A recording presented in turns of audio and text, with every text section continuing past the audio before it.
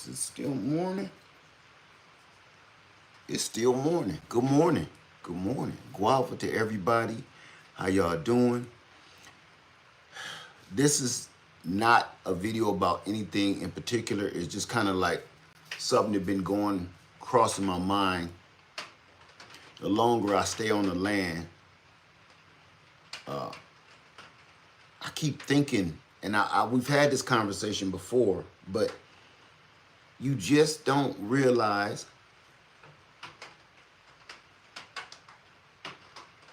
the reality of everything until you are there. How you doing? Let's see who we got in the house tonight.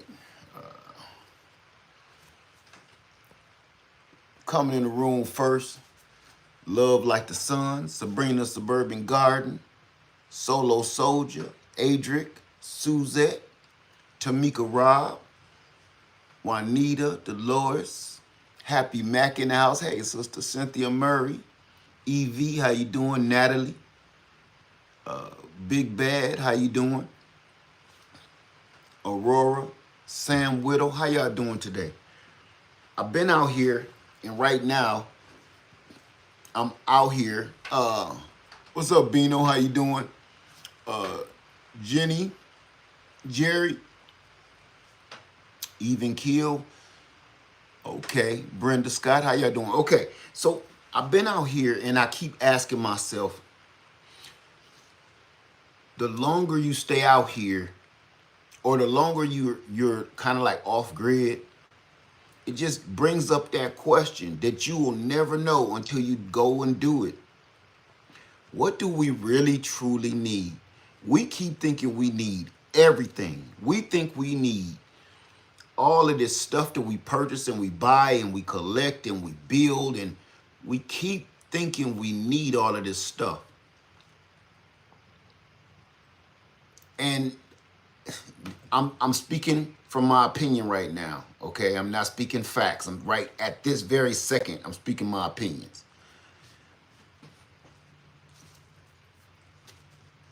We don't need none of this stuff. We have been programmed to want it. Now, even when you really think you really need something bad, you think you need it. I don't think so. I think we have been programmed to want it so bad that you think it's a need. And that's where I always tell everybody, I don't like playing with words.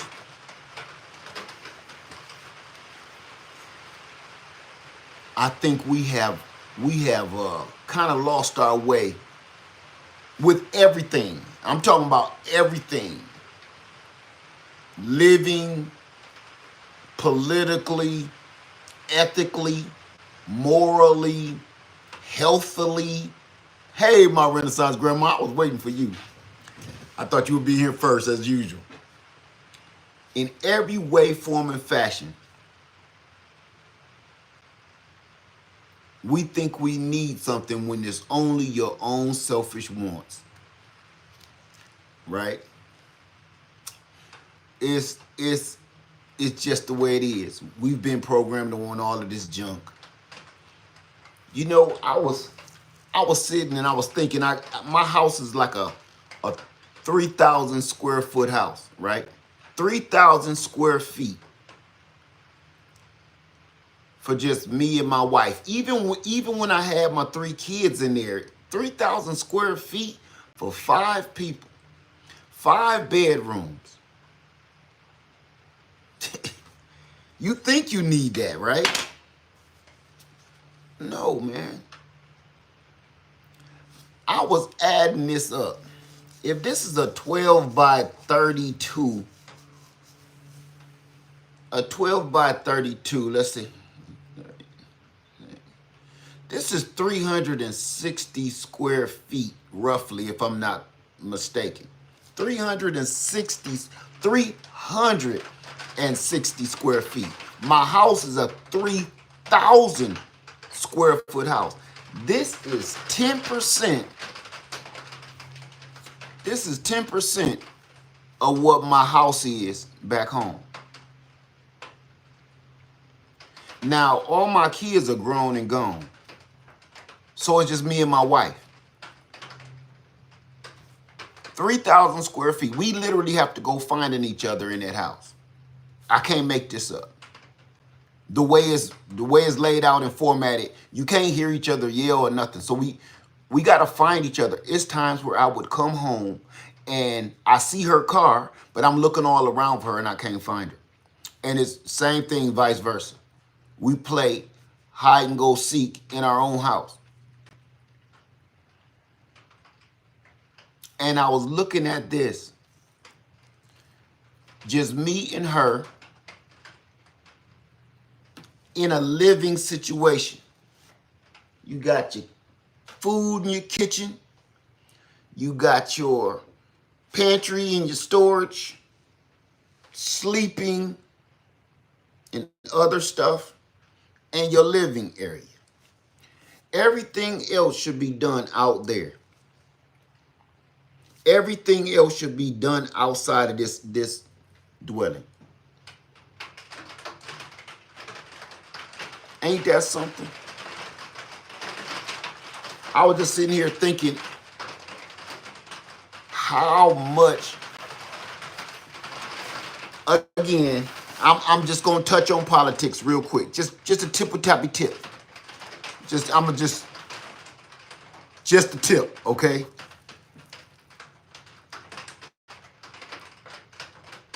The way we voted, I ain't gonna say we. The way people voted was mostly about their own selfish, personal wants, not needs. The way people voted was for their own selfish wants, not needs. They thought and they think they need these things that they voted for because they've been programmed to think that you need it. I've been sitting around this mug just thinking, calculating. You've been programmed to think that you need all of these things. Like the biggest thing was like gas prices, right? You need to put gas in your car so you can go shop and spend more money. You ain't even thinking about the gas money to get you back and forth to work. You just thinking about, I need gas so I can go to the store, go to the grocery store, blah, blah, blah, blah. We voted on the prices of groceries going up, right? So you can go and eat. You want the price of groceries to go down. I'm not on one side or another right now. I'm just talking, okay? Talking at you.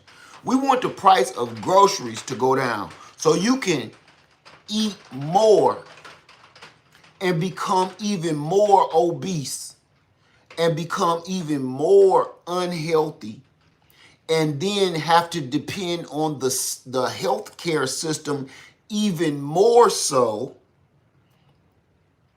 just because you thought you needed something that you're really kind of begging for. How can I put this? You, in a way, you kind of asking for it. You kind of asking for the guillotine. You know what I'm saying? I want the prices even lower so I can buy that poison. I'm just thinking. That's all. This ain't no debate. It's just I'm just running stuff across my mind. I don't think, this ain't my opinion. This is factual. We have all been programmed to believe that we need certain things when in really we just really want them because they're in our face every day and advertised to us every day. That's all. And we want things so badly because you think you need them so badly that you're willing to even sell your soul and the soul of your family and your friends around you to get what you want. Oops, I'm sorry. To get what you think you need. You rather sell everybody else down the river, sell everybody else out so you can get what you think you need. But it's just a want. Because you know what, I'm sitting here thinking, if we did this right, you don't need anything. You really don't. I advise everybody, and I know this sounds crazy, but I advise everybody to go out, seek out one of these raw land cabins where they let you stay in a cabin like this, right? No running water, no electricity, none of the amenities that you're used to at home. No air conditioning, none of that. And stay for 7 days. You will be shocked for the first 3 days. This is what we do at camp. You'll be shocked. You'll be in shock and you'll be going through withdrawal. For the first 3 days, you will definitely be going through a serious withdrawal. Day 3, you will kind of come to a coping mechanism and start figuring things out. I mean, what was that? Day 4, you'll come to a coping mechanism and start figuring things out.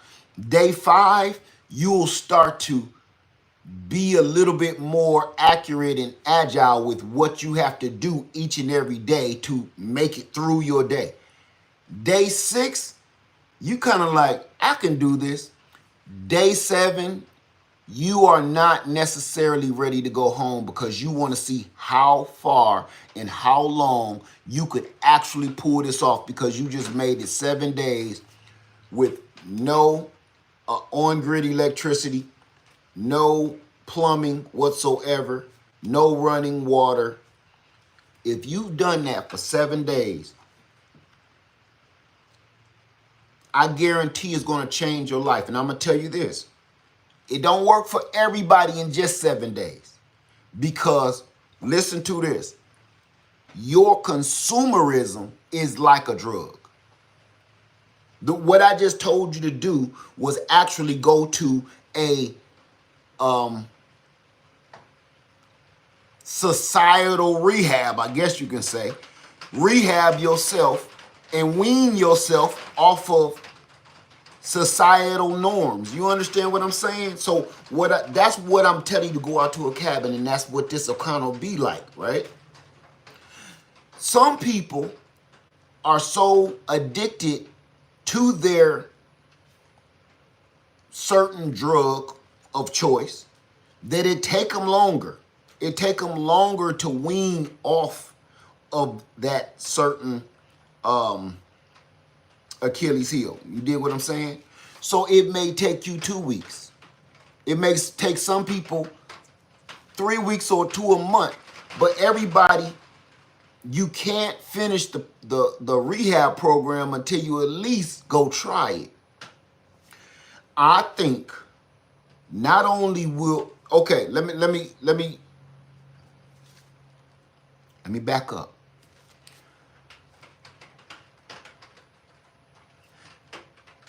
Have you ever known anybody that has recovered from addiction, from drugs?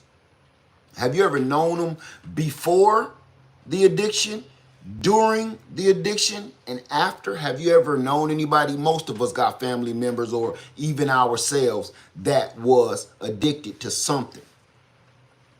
There is once you speak to a person before, you remember who they were and how they were. During, they're like monsters. When you're addicted to something, I don't care what it is, you're kind of like a monster. You're like a gremlin for whatever it is that you're craving, or your body or your mind thinks that you need. And then after the person has gone through some sort of treatment, and after the addiction, post addiction, they may not be altogether there anymore, but the way how clear-minded they are, they'll never be the person that they used to be before the addiction, right? But you sure can see that clarity in them. Some of them go back to school, re-educate themselves, start a business. Some of the best business owners out there right now used to be drug addicted. Think about it. You know why? Because getting sober brings some sort of clarity to you. Even when it comes to like food, it brings some kind of mental clarity to you where you can think. You're not always thinking about what the world wants you to do and what the world tells you you need to be doing. You are clear-minded into thinking, I don't need that. The reason I just told you this whole little story right here, this little piece, was I think this is how the world is, and that's why people make the dumb choices that they make. The world to me, now we going back to my opinion again, okay? This is my opinion, this ain't factual. The world to me right now, I ain't gonna say the world, I'm gonna say the country, because that's what I know. This country looks like it's just a big addict that needs recovery. It needs some sort of rehabilitation. Bad, right? Because we're making stupid choices, stupid decisions. We're just flying off the cuff at everybody is flying by the seat of their pants with every decision they make, only because societal norms have told us that you need this. And we are the people that can give it to you. Every commercial says it. I don't care what they selling. Every commercial says it. Every politician says it. The only person is not telling.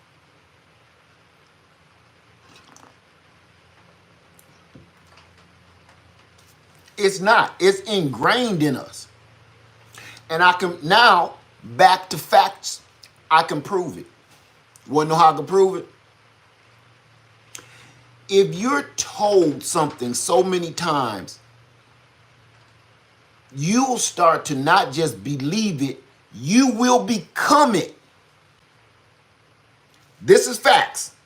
I'm going to hit you with some science, and I'm not even a scientist. If you listen to something so long, you will become it. You just won't understand it. You just won't believe it. You will become it. Here's my proof.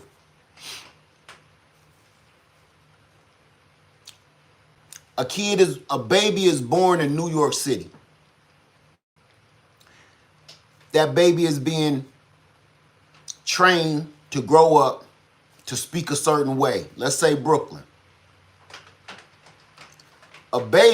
Another baby is born in Atlanta, Georgia.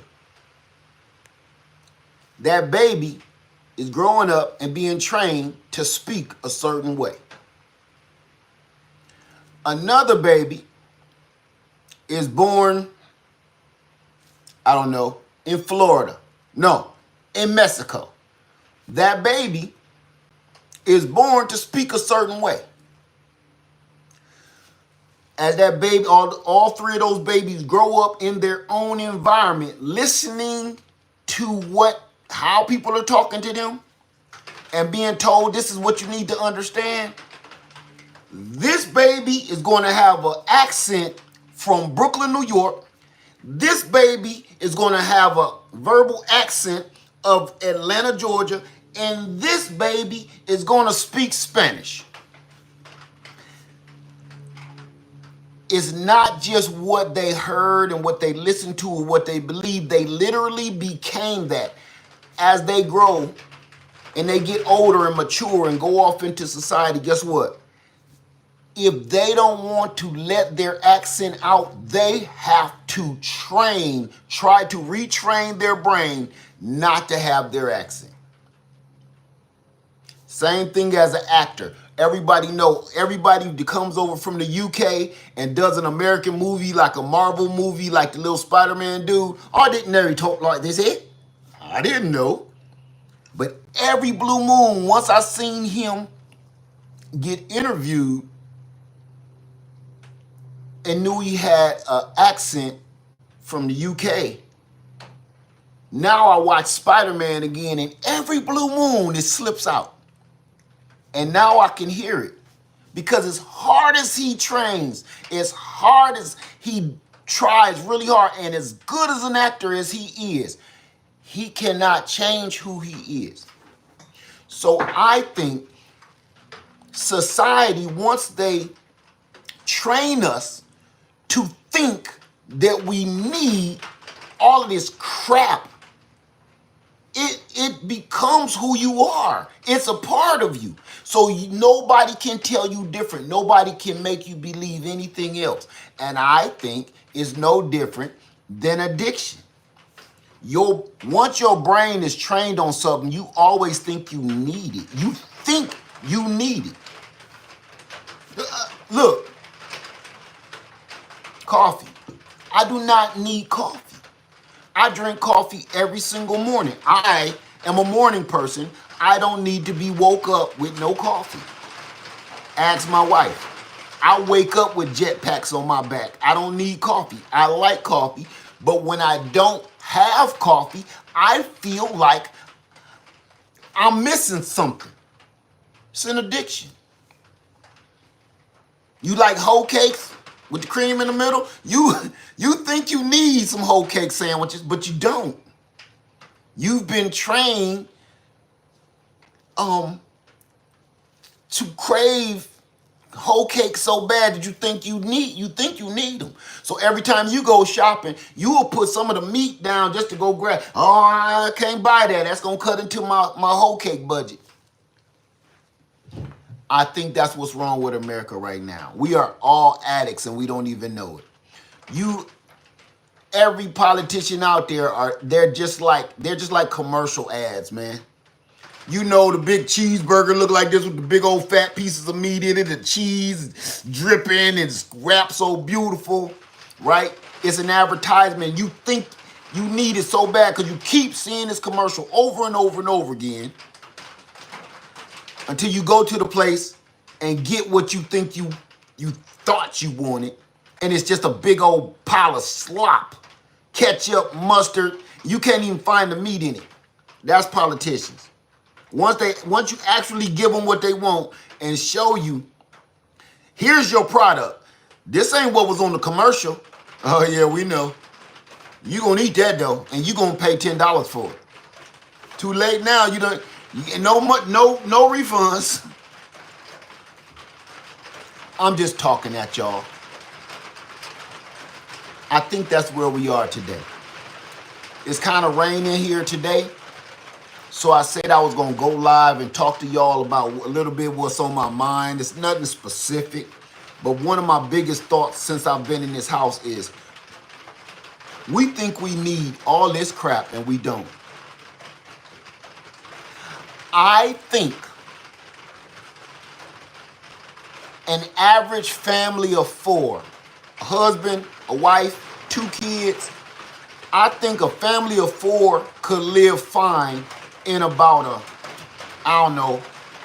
14 by 40 house.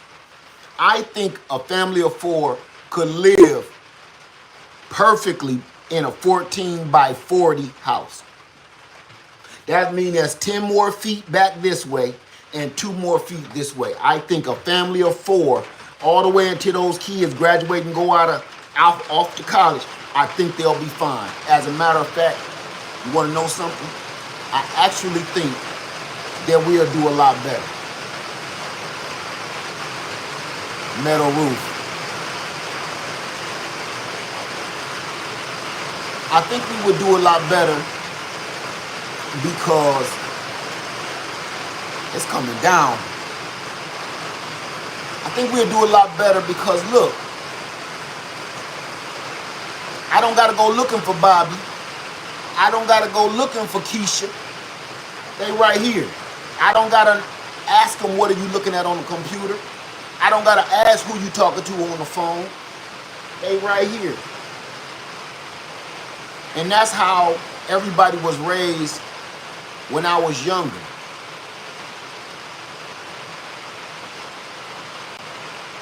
Everybody stayed close. Everybody had dinner together. Everybody sat down.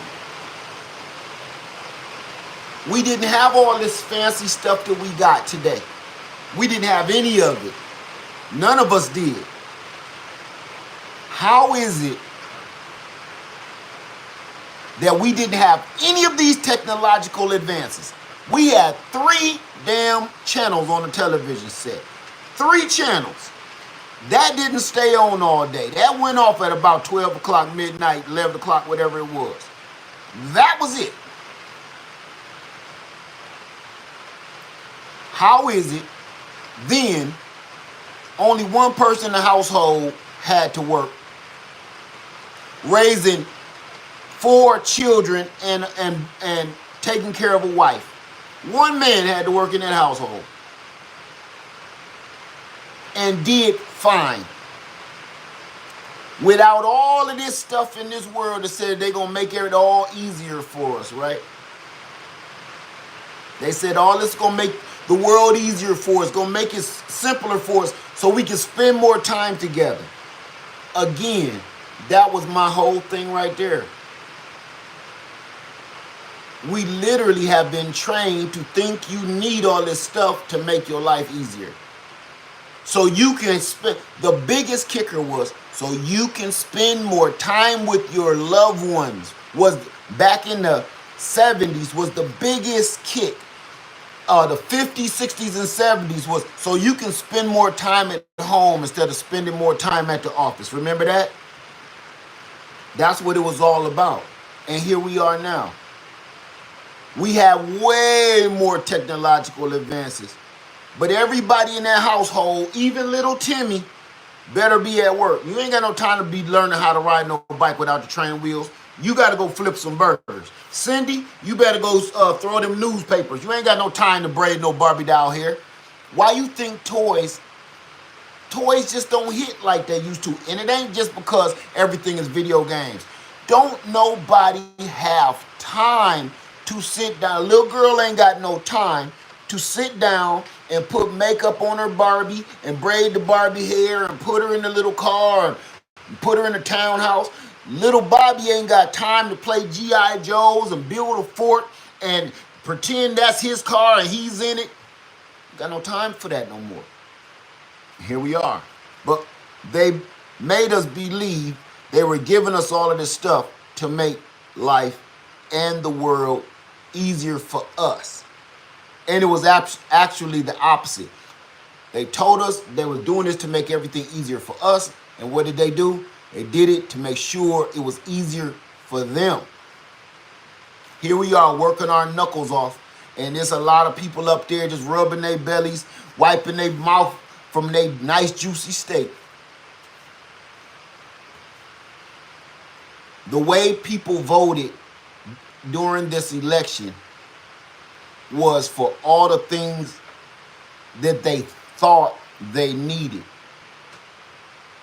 But it was really about the things that you've been trained to think you need. It was just things you wanted. You want lower gas prices. You want lower food prices. I can fix that right now. I can fix it. If you go purchase you some land, you automatically gave yourself a raise.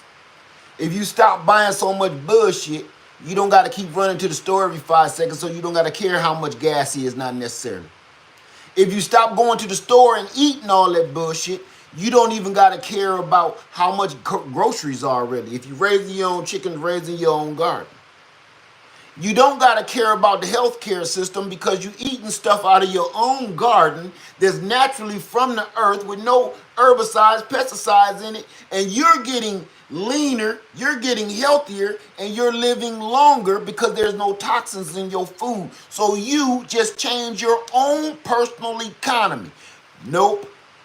Everybody in this country is so spoon-fed and waiting for the man to feed them that whatever he tell you, you're going to do to get that spoonful of food.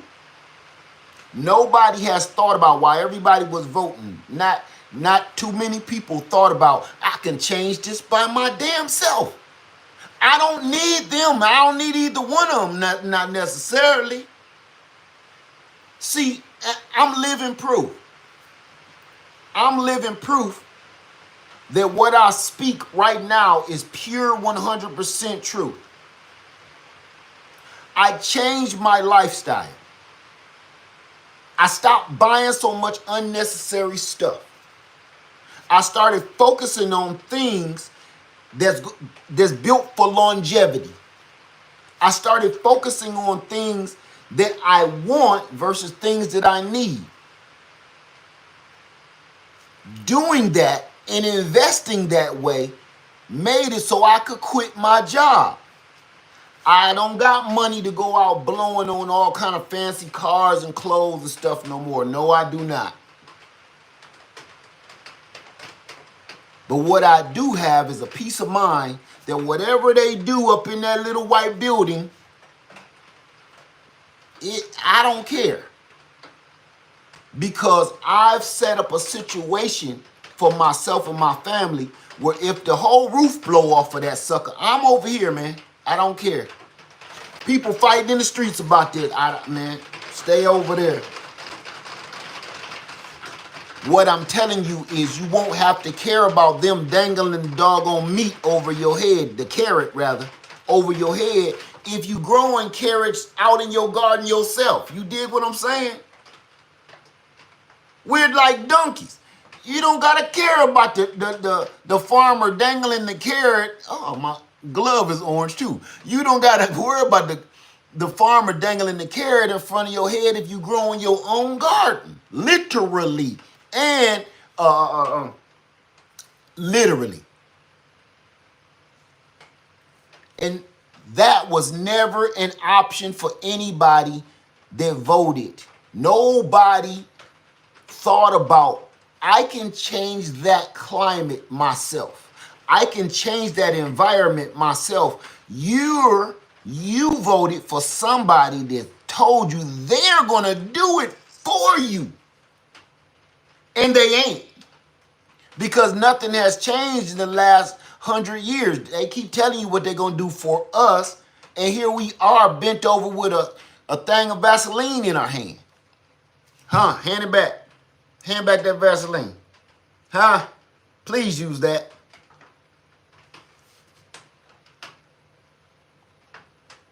Nobody ever thought, out of all the people I heard speak, and I'm talking about the voters and the politicians themselves, I never heard that come up not one time.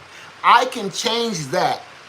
If I can change that situation myself, that might have me vote a little different.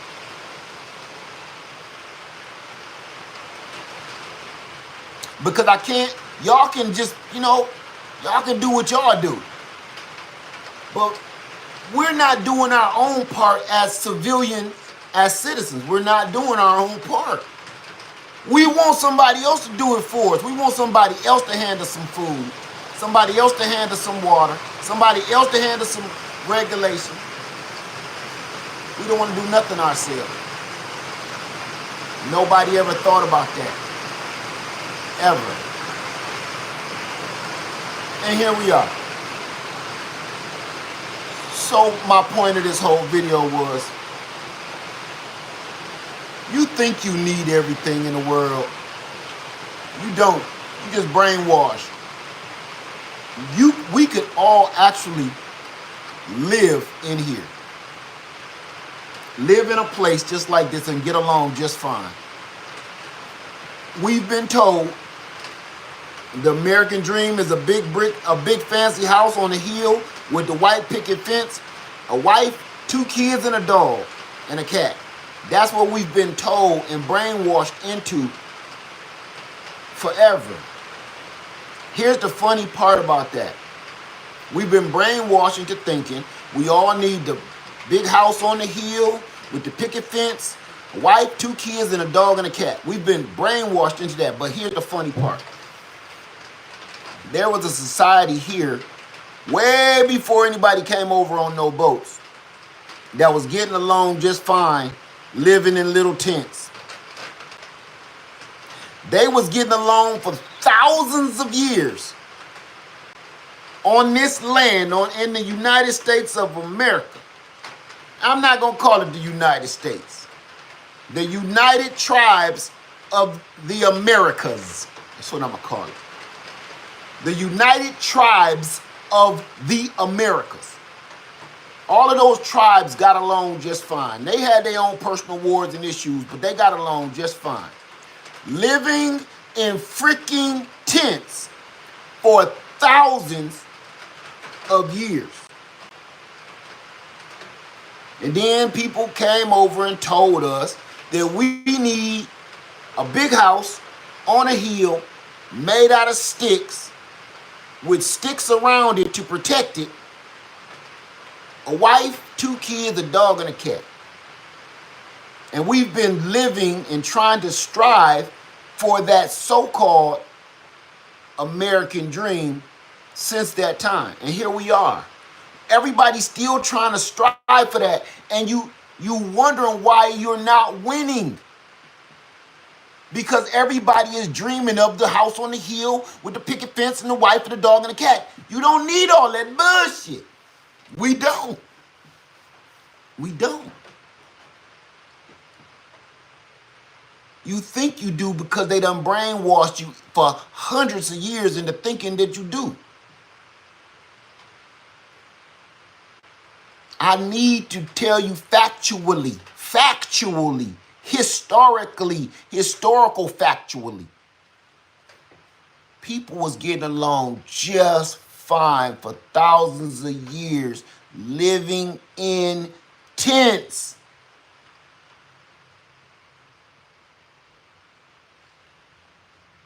They didn't need or want for anything because they understood that God had provided everything for them. They understood it.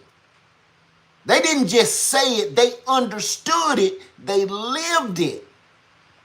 God had provided absolutely everything we need.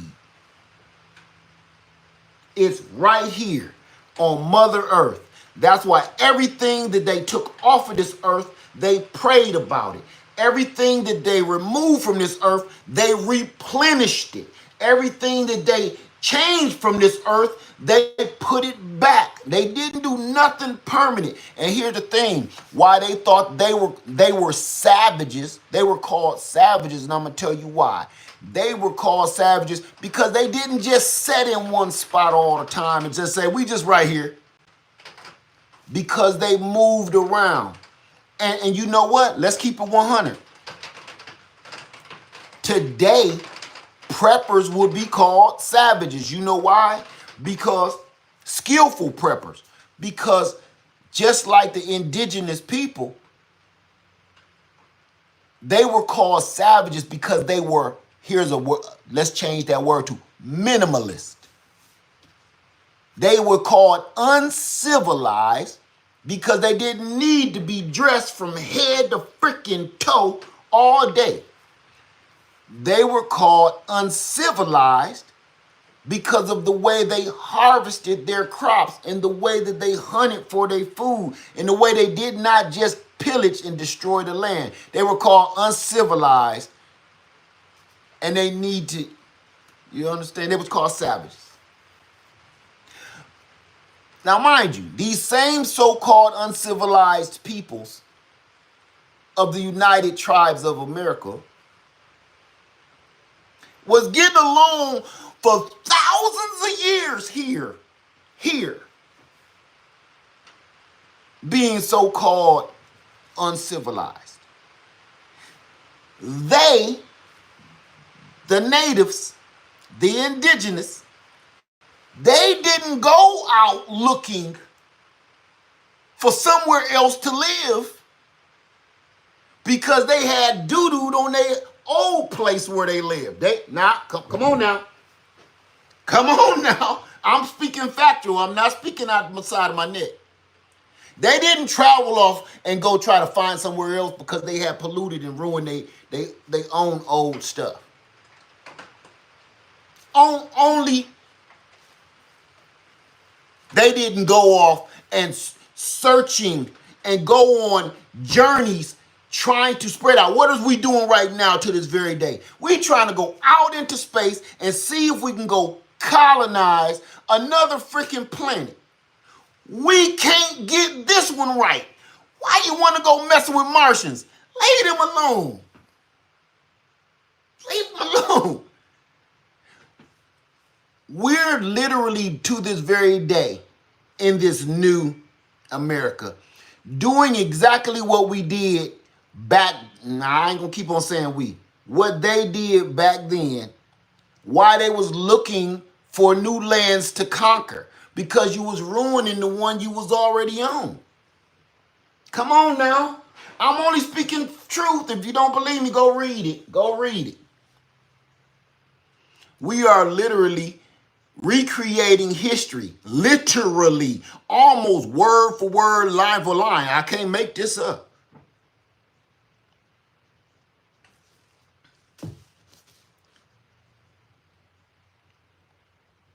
So here we are, to this very day,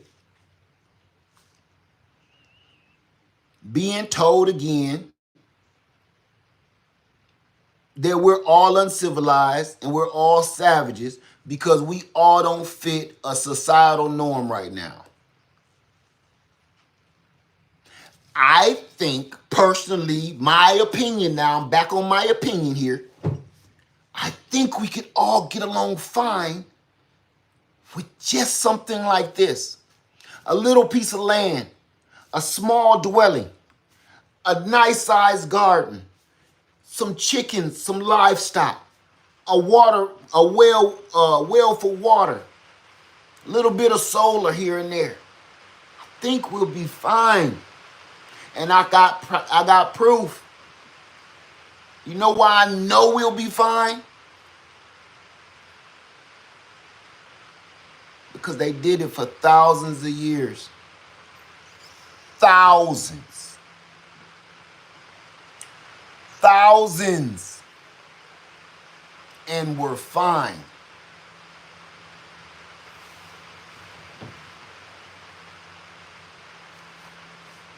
So, that's all I got to say about that. I wanted to show you something while I'm here. I got a solar panel that I'm fixing right now. And I'm going to fix this solar panel. I'm going to show you. I messed this one up. And I pulled that wire off right here. I know this is crazy. Yep, switching subjects. I'll come back and read the comments in a minute. But right now, I'm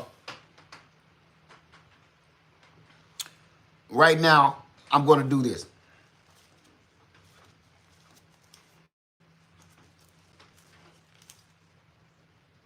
Okay. Let me see.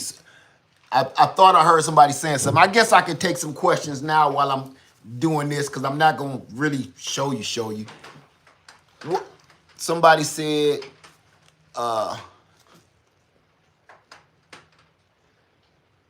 why is what so important, Sylvia? What's going on? Say led forgetting one thing, like what? What you consider common sense even 20 years ago even isn't any more of the general population. I don't understand what that meant. All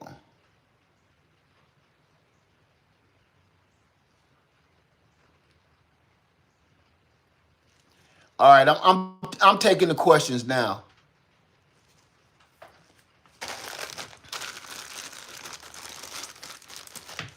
I'm gonna bring this down so y'all can kind of see what I'm doing.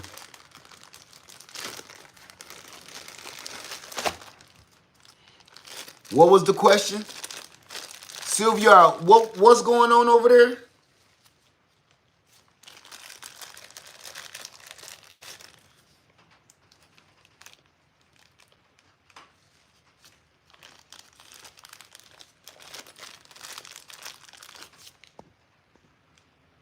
What's up, Country Hustle? Uh-oh. I ain't gonna be on here all day either, y'all. I ain't gonna be doing nothing. I'm gonna keep my pajamas on. All I'm doing is seeing the male and the female here so I can see which one I need to put on. Only need one. I need a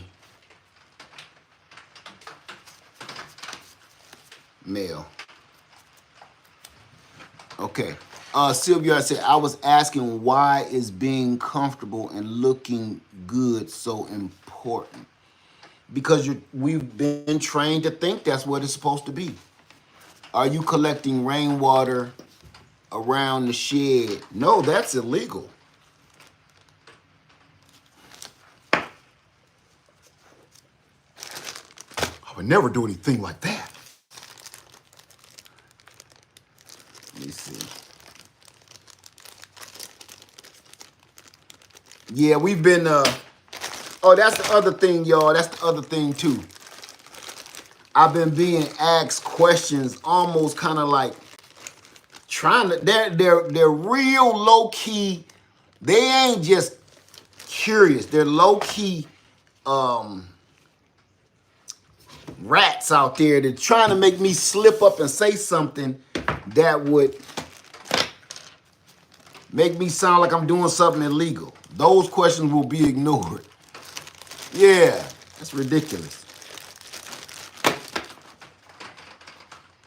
Yeah, y'all been seeing, hey, Game Nerd Mom. Y'all been peeping out them questions, man. You can always tell because the question be so ridiculous. Like super, super ridiculous. So I've been looking for 2 acres of land in my back hometown in North Carolina. So I thought in South Carolina it was legal to collect rain. It was legal to collect rainwater. Who said I'm in South Carolina? There go one of them ones. There go one of them ones. All right, Talk to Me says,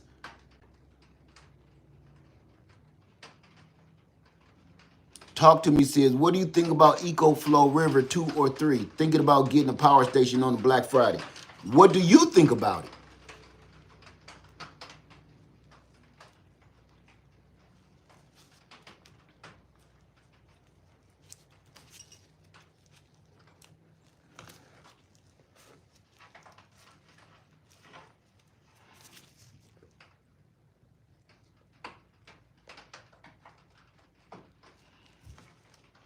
Talk to Me says, not sure where to start.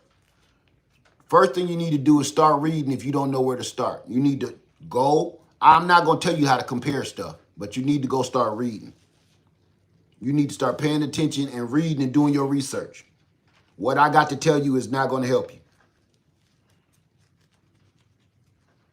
I can only probably help you narrow down certain decisions about certain things for your certain situation, but I can't give you no full advice on what you should be doing with your whole life. There's too many people out there doing that.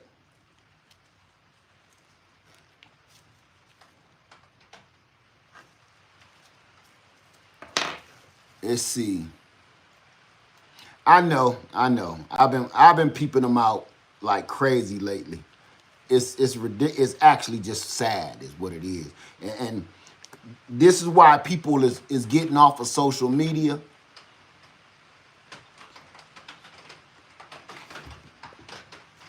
Says seems okay using for camping and outdoor. Okay, go do your research and you'll be just great.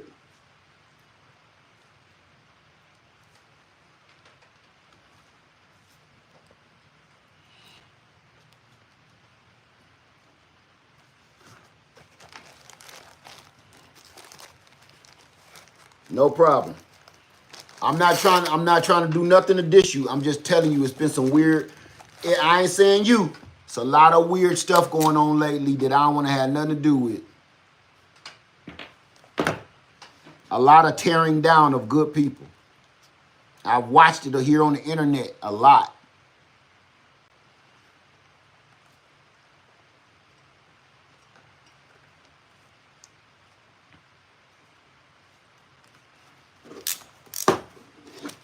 I told y'all I'll bring y'all along on this land. I take you with me on this little journey I'm on.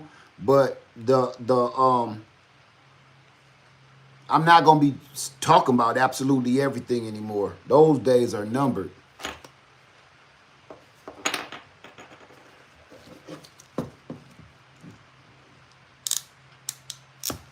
Let me see.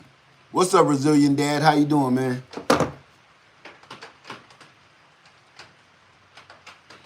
Say, I see that too.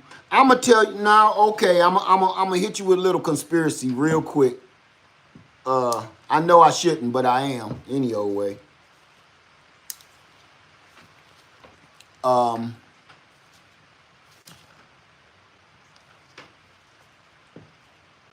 really do think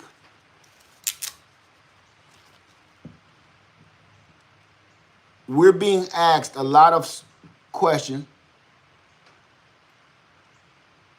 because something is learning from us. Somebody or something is learning from all of us. I'm not even kidding. I'm serious as a heart attack.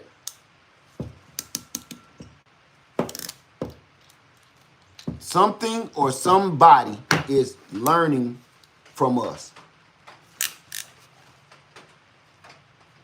And somebody, I want you to say something. Remember, I was like, some of these got to be people. And I do still believe that, but listen to this.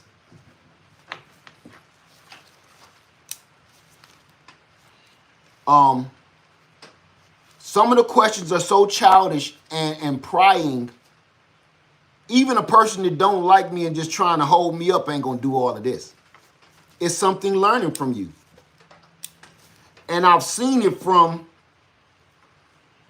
if you watch a couple of these videos online, what you'll see is this stuff is learning from all of us. When you keep on putting your face on there to make yourself look younger, those apps and stuff like that, and all of this crazy stuff I'm seeing, what you're doing is training something. I'm gonna tell y'all something crazy.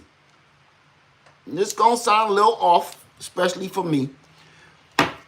You know, I see a couple things and some people say certain things to me and contact me and through all different kind of ways, and they have a certain kind of face, certain kind of look about them, and it looks so max headroomish. I know y'all don't know what that is.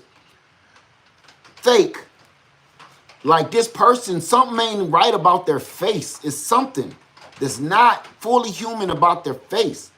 It's almost like how they do CGI to me. I kind of like. So when I see these people with this CGI looking face, right, and the voice and the way they talk, I don't know if you ever heard like AI read something, like they say, hey, welcome to such and such videos. This is where we break down your favorite vacuum cleaner. And they're saying things weird and they're screwing a few words up and they're pronouncing them a little bit wrong. It's not a real person. Close, but no cigar. So the reason why I think we get a lot of these dumb questions is they're almost childish in a way. They're childish because something is learning like a child from all of us about everything. They've even said it. So it ain't like I'm making nothing up. It's not a conspiracy. They've said it. And what they didn't say was how they were going to train these machines.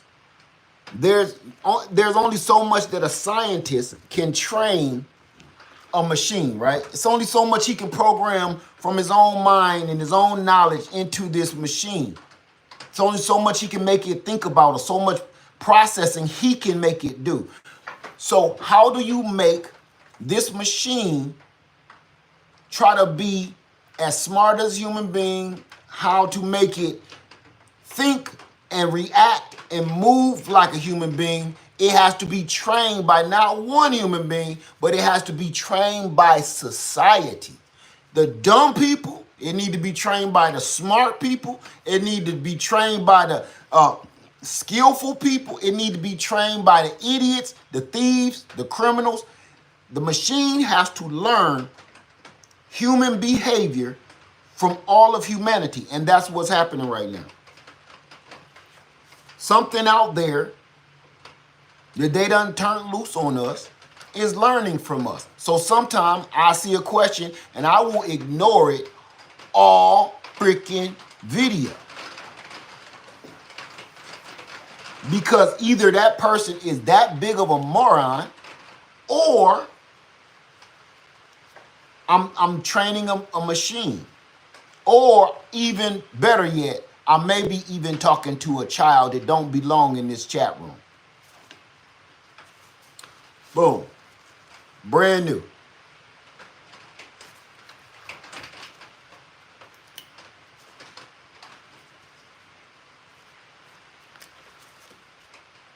So we've done this. We've done this to ourselves. All right, I just wanted to show you that. And let me say again, I'm sorry for all of this morning stuff. Get this.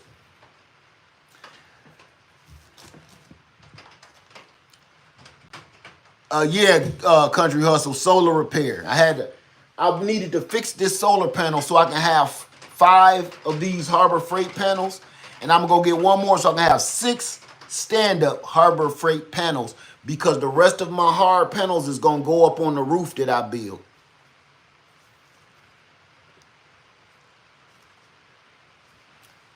I'm gonna tell you this. Remember, I told you, somebody came in my chat the other day and I erased them. I deleted them.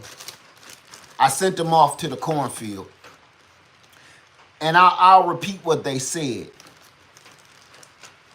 They said I'm always on here bragging about the stuff I just bought. And the reason why I sent them to the cornfield is because that's easily misconstrued by an idiot, right? What I do is show you how I move. For instance, perfect example. I don't have to brag about anything.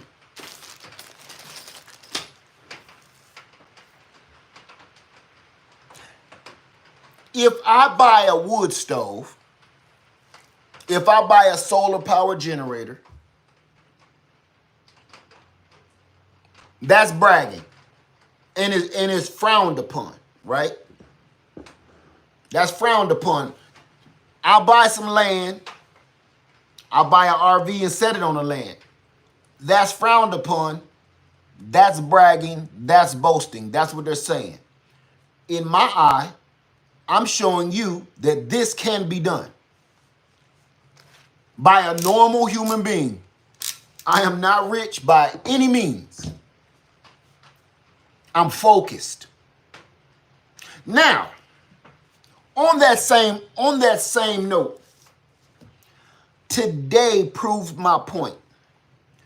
You know what I saw today when I woke up and I was drinking my coffee? Ooh, my coffee cold by now. You know what I saw on online?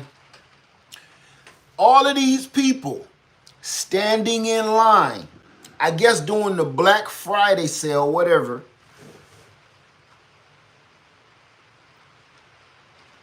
for velvet Air Jordans. Has anybody seen this? Anybody seen this? The new edition Air Jordans that's velvet. I don't know which year they are. I don't even care. And I think they're like close to $1,000. Somebody please correct me, because that's not my lane. I'm not gonna even. I saw prices around $1,009 and $800. I could be even wrong. It could be more, it could be less. I don't know.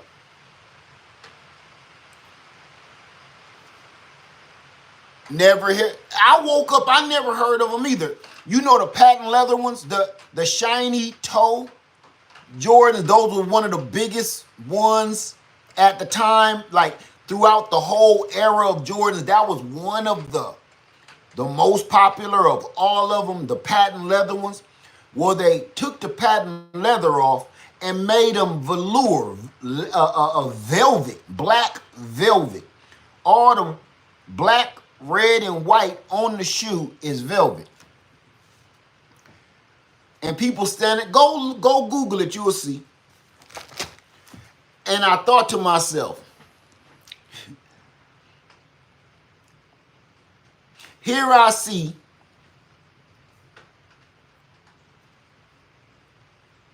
I'm not going to say the line. Here I see for sure definitely 4 people that they got my same armor, okay? Definitely 4 men that wear my same armor in line to go buy that shoe for $1,000. That's $4,000, those 4 men that wear my same armor, okay?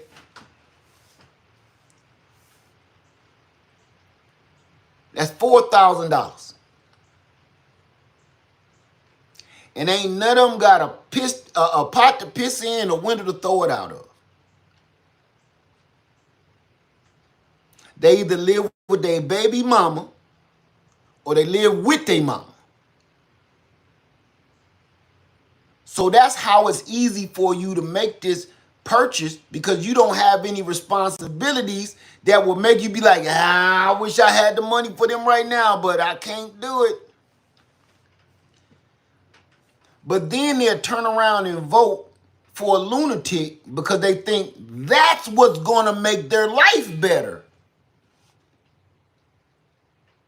See what I said? I'm doing a whole 360 now. Then they go vote for a madman because they think he's going to make their life better, while in the midst of that nonsense, they're making stupid, foolish decisions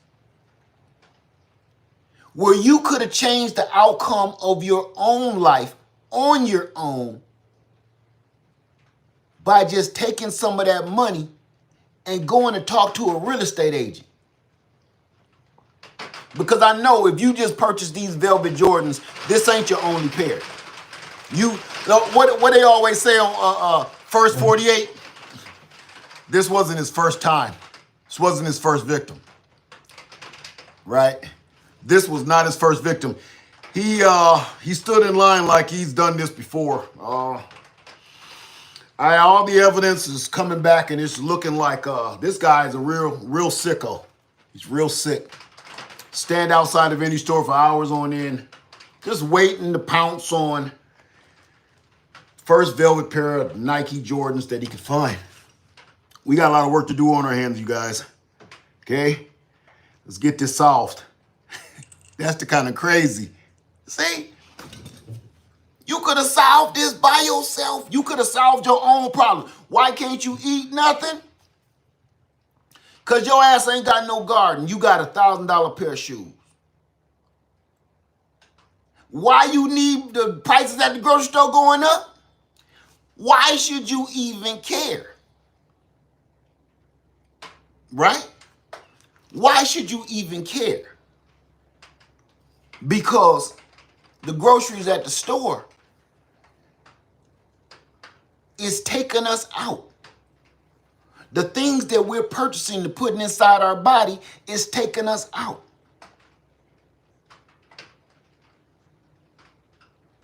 If you stop eating that garbage for 30 days, I just proved my point. If you don't believe me, stop eating anything that's, when I say this, I know people, I ain't talking to buttholes. I'm talking to real people. Eat greenery for 30 days.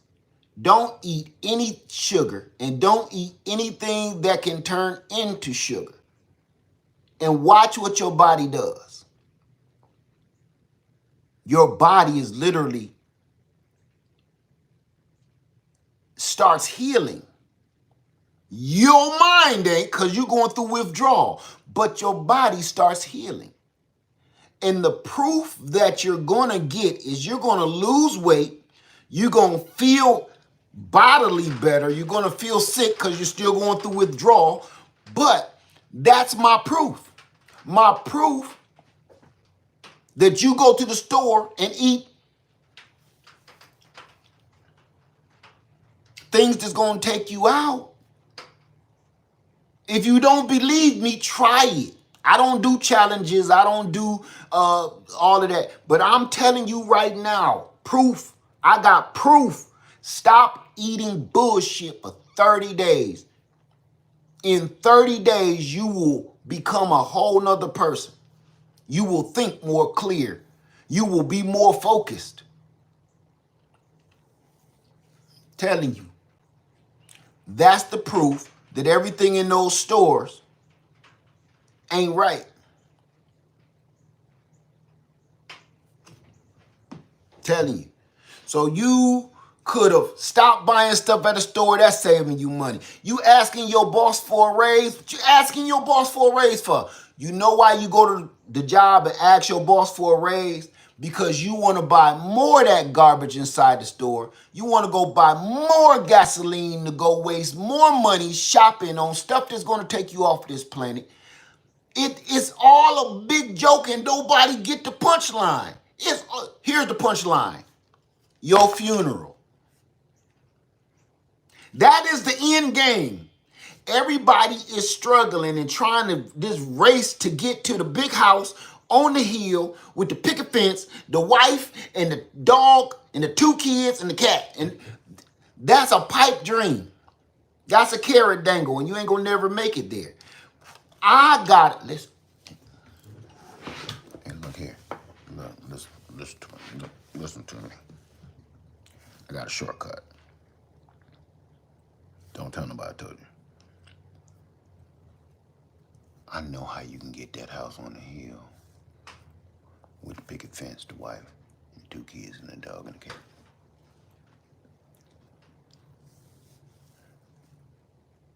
Go purchase your ass some land, okay? Plant you a garden. Get you about 6 chickens out there. Pay off the land. And only eat what's coming out the garden and out of your chicken coop. Don't tell nobody I told you, all right? If somebody come back and told me, Les said that, I'm gonna say you was a stone cold liar, okay? I'm just telling you. If somebody come back and say, Les, somebody told me, I don't even know them like that. I don't know who the hell told you I ain't said. If they come back and you done squealed on me, I deny every bit of it. All right? I mean this, y'all. I mean it. Everybody is going, breaking their backs. You breaking up your family. You breaking your back, trying to get to this fake American dream thing. And the proof is, again, somebody created that carrot to dangle in front of your face to make you work harder until you expire or blow out just like a spark plug. They put that there to make you think that's what you really need. It ain't. And the proof is because people was living here for thousands of years without any of that crap. They were living the actual America's dream. With that being said, You know, put what I said to the test. I don't even know how else to prove it, but go and try it. Go eat some lettuce for about 30 days. Watch what's happening to you. If you eat lettuce, if you eat salad for 30 days, even if it's coming out the store, I know they got spraying stuff on it too. Listen. I wish my girl was here, because I'm telling you, if T-Nog was here, she'll spit it to you. All right, we gonna dive into another avenue here. Okay, if you eat salad for 30 days, that is proof. Oh, there she go. New Orleans Gardener in the house. New Orleans Gardener in the house. Thank you, my sister. Thank you. Hey, it's so good to see you, Tina. If you eat that salad for 30 days, I'm gonna tell you, everybody's seen the Matrix. I ain't gotta ask who's seen the Matrix. Everybody's seen the Matrix. If you haven't, where have you been living?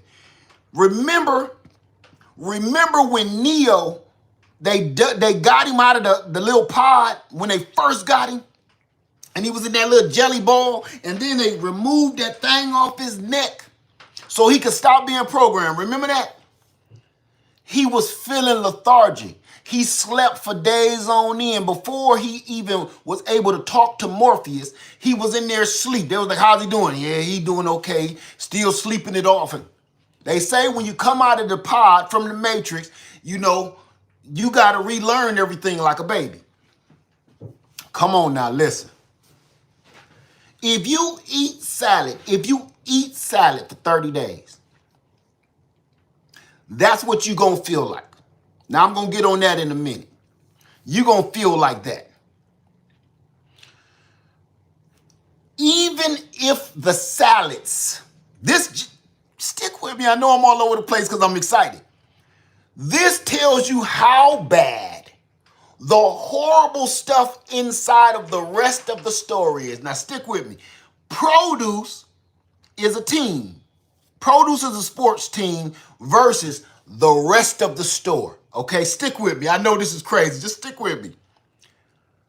We know that the produce inside of the store, in the produce section, they're spraying what come on, y'all, what is it? GMOs, chemicals, all kind of chemicals. T-Nog, the New Orleans Gardener, talk about this all the time on her channel. Go check her out, I promise you. As much stuff as they spray on the produce, the fruits, the vegetables, the apples, the oranges, the broccoli, the celery. I'm not an advocate for such a thing, okay? I'm not saying that. What I'm saying is, even as toxic as the vegetation is in the produce section, right, the fertilizers and the pesticides, even as toxic as they are on the vegetation that you plan on purchasing and putting inside your body, it's still not as bad as the rest of the damn stores down the aisle.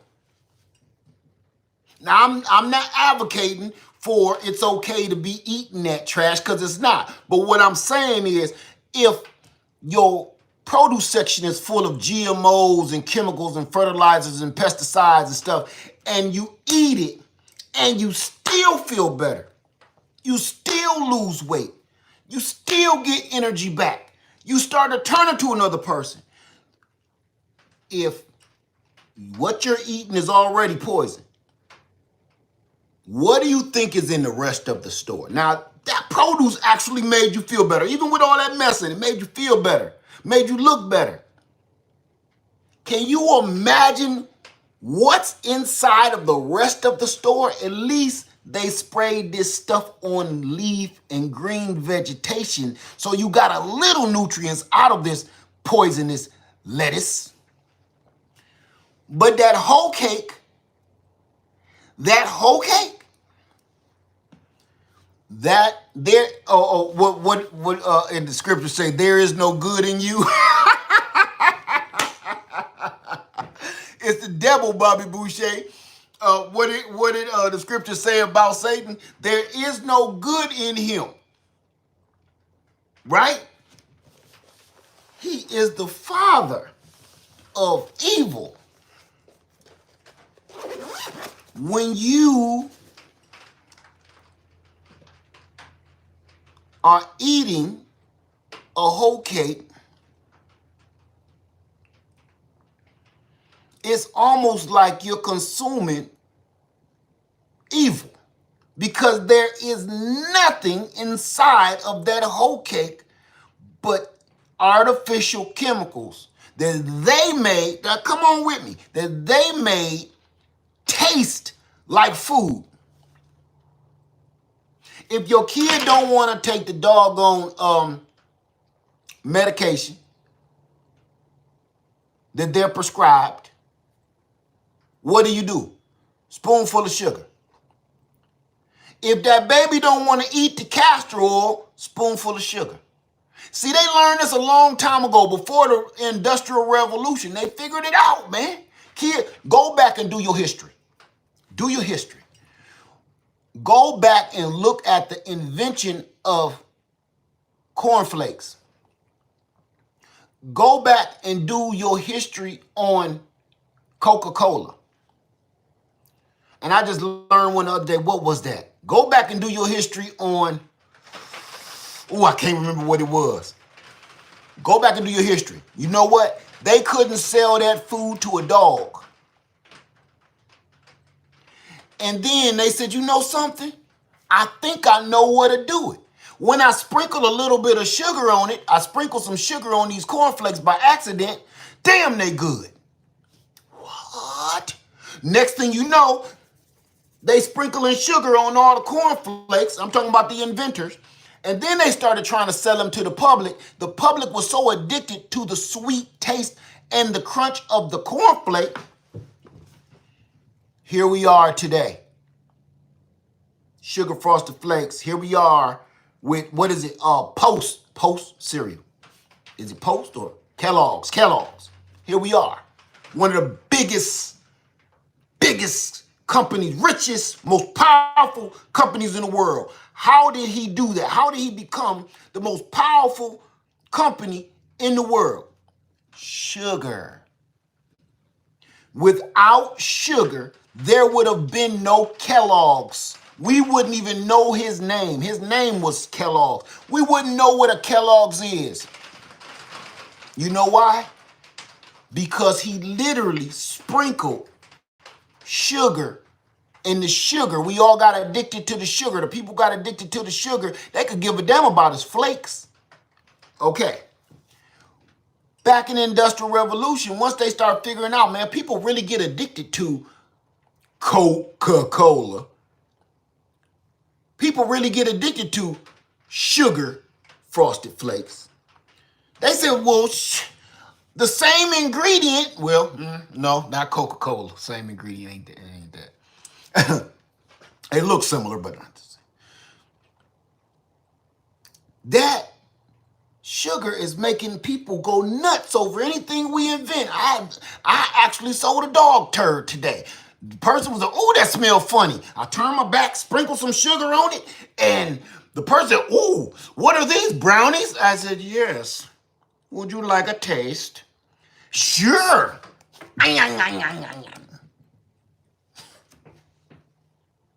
So they start putting sugar in everything, and to this very day, we're addicted to sugar. That's why sugar, if you hashtag flip it over, like I told you, hashtag flip it over, look how much sugar is in it. Everything. Bread, cereal, tortilla, chips, meat, sugar. Sugar is a drug. Now I'm going to tell you this. Now, and I'm going to say this from my heart.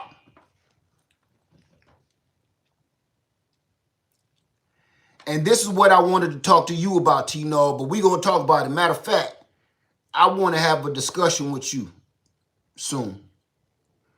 Listen to this.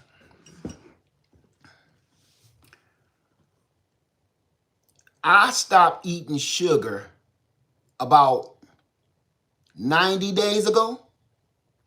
something like that. I've been doing everything in my power not to eat sugar. Nothing. Please, you don't gotta say that, please. And you got it in all cap. You know what? Let me go. Try to emphasize. Look.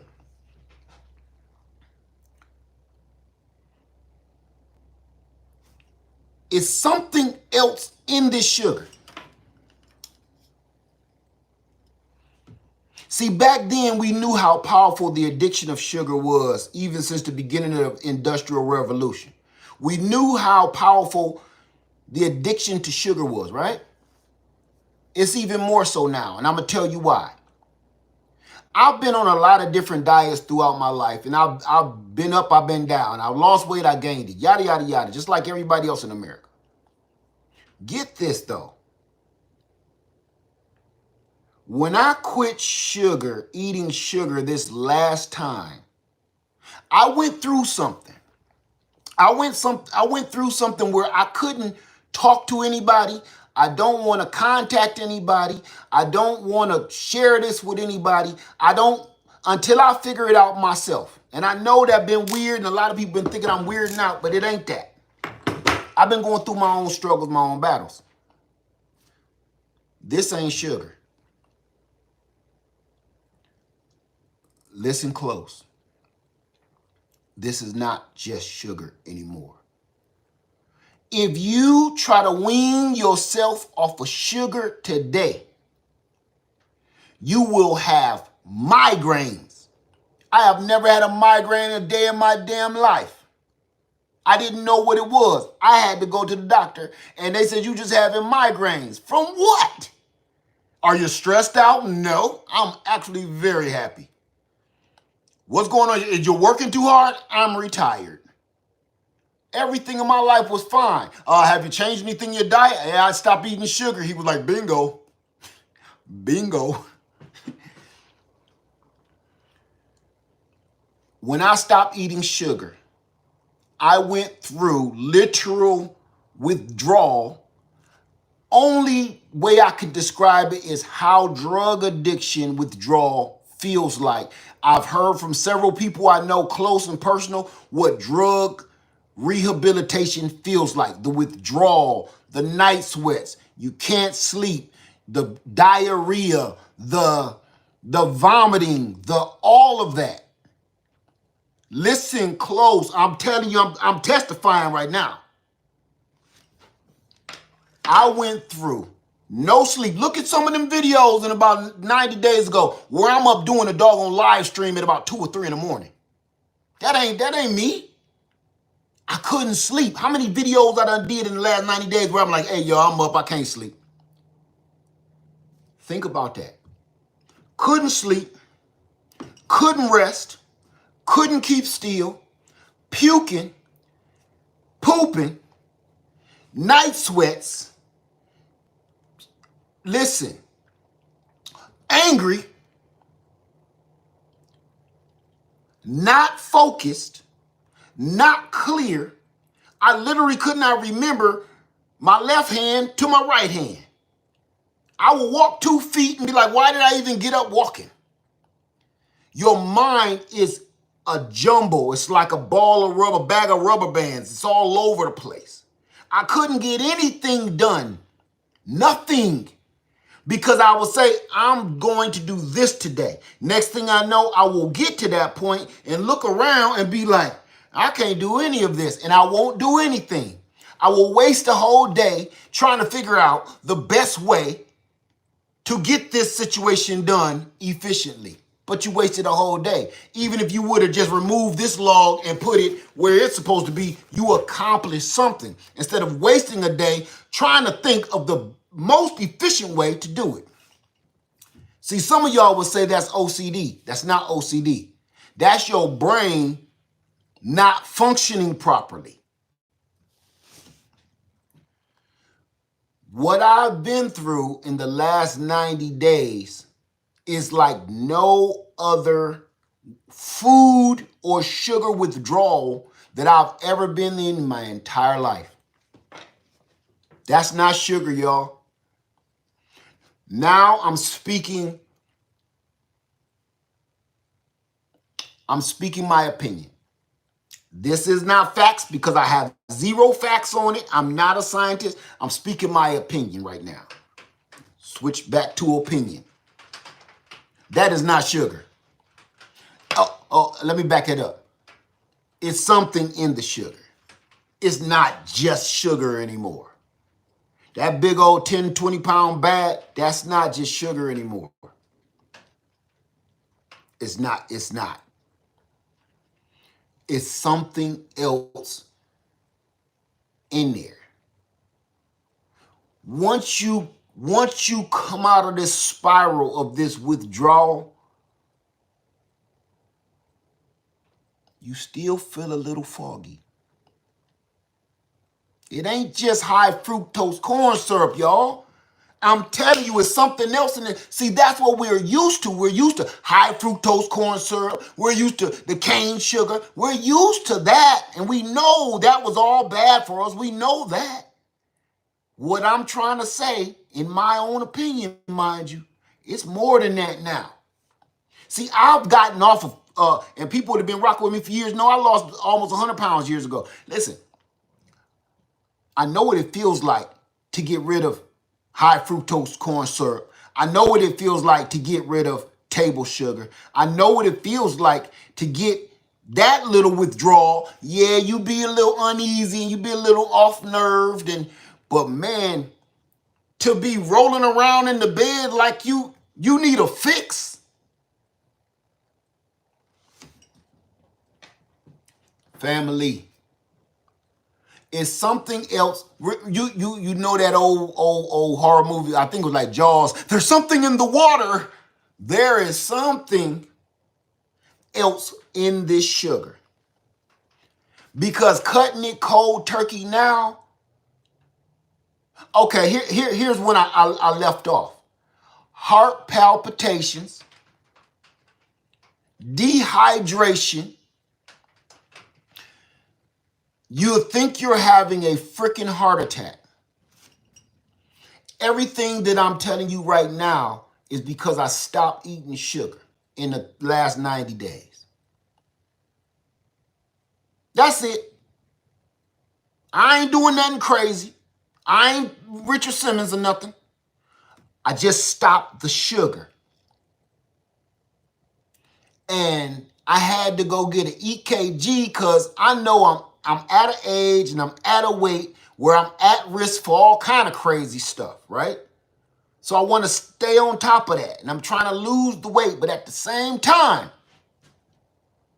I'm telling the doctors are saying you're fine. As a matter of fact, you're doing great. You're looking great.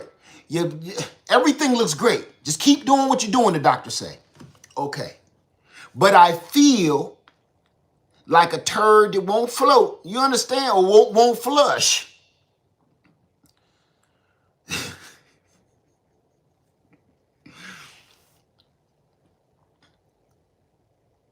And the only thing I've been telling my wife is there's something else in this sugar.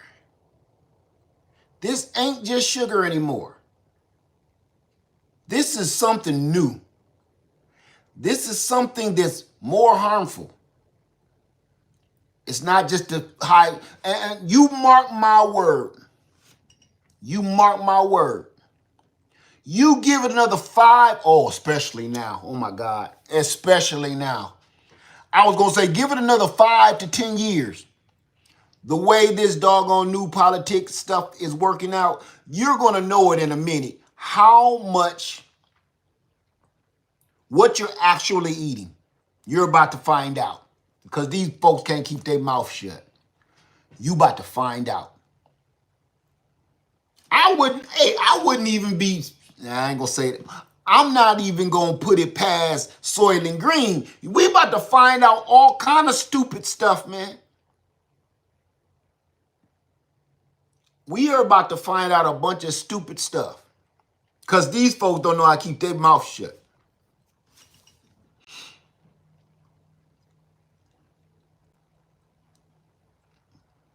So, I felt like I was dying at a certain point You ever felt so horrible? Let me see. Yes, it is, T-No. Yes, it is. You ever felt so horrible? Come on, be honest with me, y'all. Have you ever felt so horrible that you started thinking about your life, your childhood, the good times? Memories start popping in your head. You thinking you about to die, so memories start popping in your head that you forgot. You start smiling, nobody there. You smiling all stupid, and even start crying like, man, I remember that day like it was yesterday. Stuff like that you do when you about to die, right? Then, once you stop thinking about all the good old times you used to have, you also start thinking about the future when you're not here.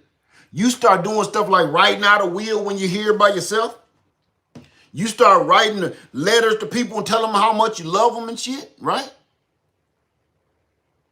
You start thinking of things you're going to leave behind. You start thinking about cleaning up your house and getting rid of all your dirty magazines. You don't want nobody to find it. You know, when you gone and buried, you'll be like, damn, what was wrong with Dad? What's all these hustlers for? What's it? Why he got all these Playboys? He don't he got the internet? You know, stuff like that. When you start thinking about your mortality, you start doing stuff like that, you know, cleaning out your closet and stuff. You know, burning up an old love letter from a girlfriend you had when you was about 14 years old. Go on, get rid of it. Burn that. Putting stuff, when you start thinking about your mortality and the end of your life cycle, you start doing stuff like, and all the little things that you had hidden, you start kind of putting them out in open sight. So if something happened to you, you know, they can find you. You start putting stuff like aspirin on the dinner table. You start putting like aspirin on your nightstand just in case something happened to you. Hey, pop one of them in my mouth. Stuff, you start doing stuff when you start thinking about your passing, you know, or the process thereof. I literally was feeling like I was about to bite the bullet. And I told my wife, I have never in my life felt this horrible ever. No matter what I've been through a lot. I have never felt this way, this bad until I stopped eating sugar. Who was that saying? I put aspirin on my nightstand too. I got aspirin in my bag. I keep a couple in my pocket. I'm like, just in case, you know, just in case I don't make it home tonight. I'm doing old people stuff, you know? So if you don't believe anything I'm saying, because it is my opinion, it's not scientific yet, I dare you try it. I dare you to stop eating sugar. Now, Tino, the New Orleans gardener, has what she calls Meatless Monday. She has Meatless Monday, and every Monday, what she tries to encourage you to do is not eat any meat whatsoever. No meat products whatsoever, only for Monday. Now, T-Nog, the New Orleans gardener, go over to her channel, and every Monday she has this, and everybody talks about it every day, every Monday, okay? She gets you ready on a Sunday night. Y'all ready for Meatless Monday? And then you go on Monday, and then she come on Tuesday. How did y'all do? It was rough. I went out the other night, I was rough. So that's T-Nog and what she does on her channel. Go over there, subscribe to her, and you will see exactly how she does that. So T-Nog, I'm a piggyback off you, my sister. I'm going to have Sugarless Sunday. You prep on Sunday night, right? And then y'all talk about it on Tuesday. I'm going to have a Sugarless Sunday or Sugarless Saturday, one or the other. You know what that is? Don't consume any sugar whatsoever or anything that can turn into sugar or glucose on Sunday. Really, by right, you should do it Saturday and Sunday. I know people like, damn, but Led, that's the weekend. That's when I get down. Nope. If you're drinking alcohol, it can turn into sugar. If you're eating bread, it can turn into sugar.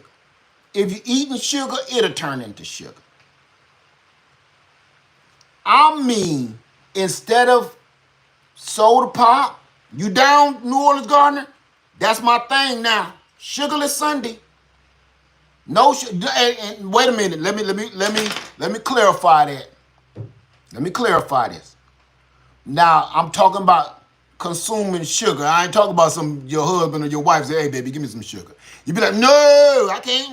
I ain't giving you none of all of this. It's sugarless Sunday. Can't give you no sugar today, baby. That ain't the sugar I'm talking about. Give that man some sugar. Give that woman some sugar. I'm talking about, but don't eat no sugar. It's gonna drive you crazy. Sugarless Sunday, and I'm gonna tell you why it's gonna drive you crazy. And this is why I've been thinking on this. You know why it's gonna drive y'all crazy? New Orleans Garden said meatless Monday and a half gallon of water. Now, that's one thing Sugarless Sunday gonna have, Tino. Sugarless Sunday, you got to drink water. No Kool-Aid, no tea, no coffee, no soda, not even diet soda, nothing artificial. Sunday, Sugarless Sunday. I'ma tell you what it's gonna do for you. You're gonna learn. What's the name of the channel with Meatless Monday? It's the New Orleans Gardener. She's right here in the chat. And let me see. Her name is the New Orleans Gardener. People call her T-Nog for short. Okay? Listen close. You're going to have to drink only water on Sunday. Get this. This is why I'm doing it. Because you think all you got to do is not eat no table sugar, right? You think it's going to be easy because all you got to do is don't eat nothing with no high fructose corn syrup in it, right? Sugarless Sunday and a half gallon of water. That's it, Tino. Okay? So you think that it's going to be easy. Because long as I don't pour no syrup on my pancakes, long as I don't sprinkle no sugar on my cornflakes, nope. This is why. Wait till you see what all turns into sugar. Everything turns into sugar to a point. Now, this is where Meatless Monday kick in, Tino, because you can eat as much protein as you want Sunday, because Monday is Meatless Monday, so you better eat it Sunday. That meat won't turn into sugar. That meat is protein, pure, right?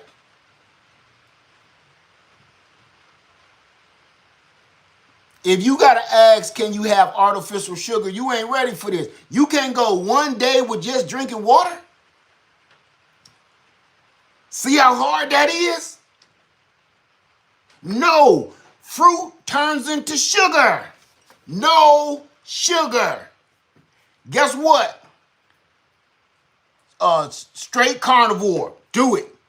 Even certain vegetables turns into sugar. See how hard this? Come on, let's go for it.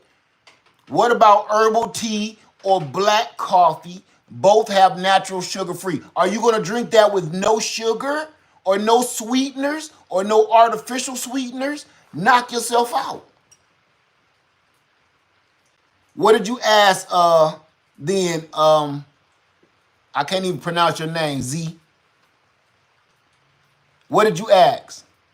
No carrots. Carrots actually got a high sugar content. No sugar, no artificial sweetener, no honey. Honey is sugar. Honey is nectar, which they converted into sugar. It's natural and it's better for you, but it is sugar.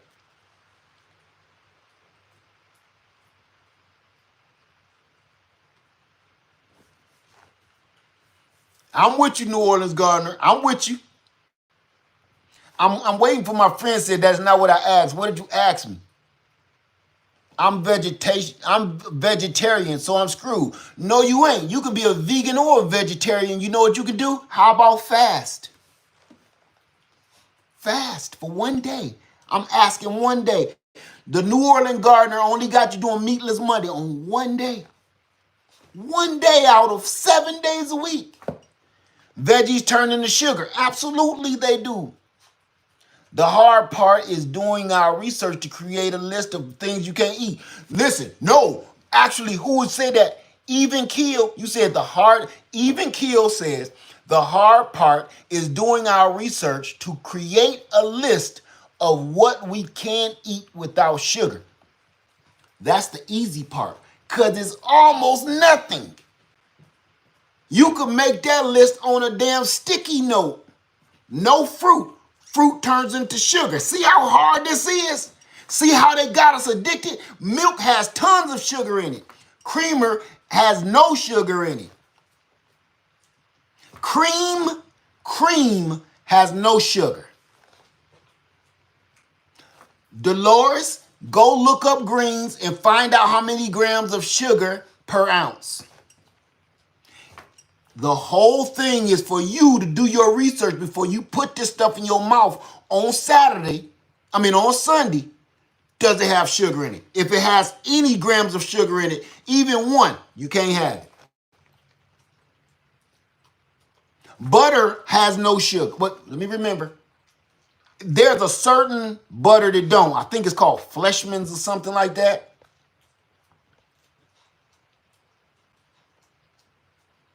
So we just drinking water or fasting, that's completely up to you. I'm just telling you the reason I'm no salad dressing, no vinaigrette. You make your own vinaigrette, you go get you some olive oil and you mix it with some vinegar. Boom, salt, pepper, and season it to your liking. Bam, vinaigrette. I can't make this up. Yes, milk just doesn't have sugar. Milk has tons of sugar in it. Go look. Some people say, oh, I drink my almond milk. Go look how much sugar is in almond milk. Not just sugar in the almond milk, it's also added sugar into the almond milk. If you get it with no sugar added, look again how much sugar is in that almond milk.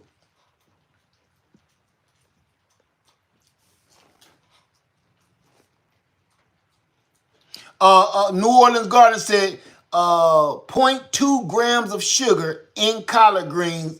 I think probably what, per ounce?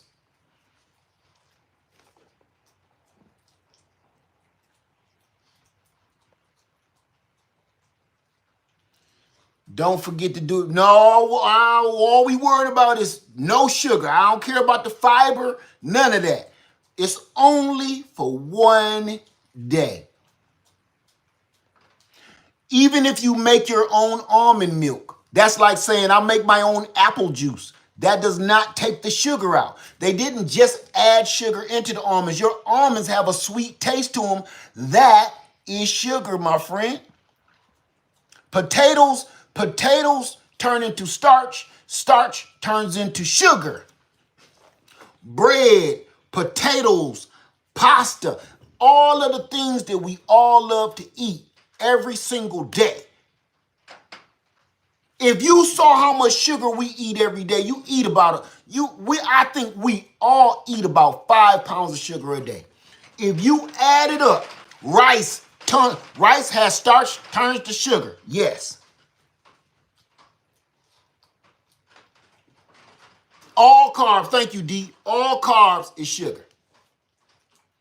Rice is starch, starch is sugar.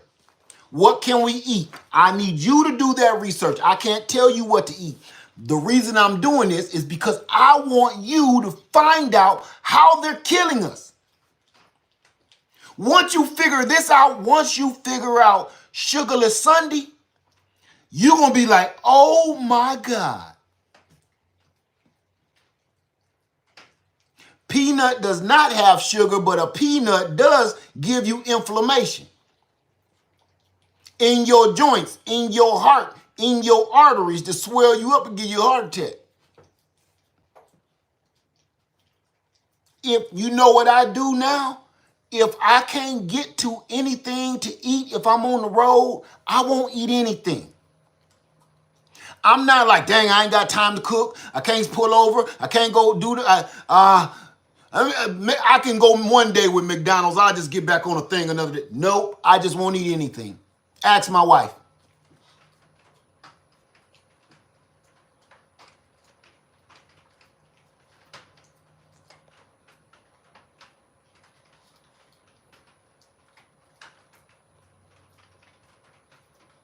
Art, AM Art says our bodies weren't even made to process a lot of this stuff. Just right, you know something like corn.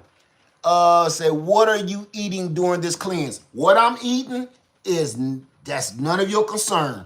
I'm not cleansing. I'm already doing it. It's not a cleanse. I don't want to call it all them. Let me tell you something again. I don't like playing with words. This is not a cleanse. What's the other thing? Did everybody always say a cleansing or whatever? This ain't none of that. Forget all of them trendy words. That's what throws people off. A detox. Forget all them is stupid words that you think that you need to do in order to get to a certain level. No detox. It ain't no cleanse. It ain't no detox. Just do it.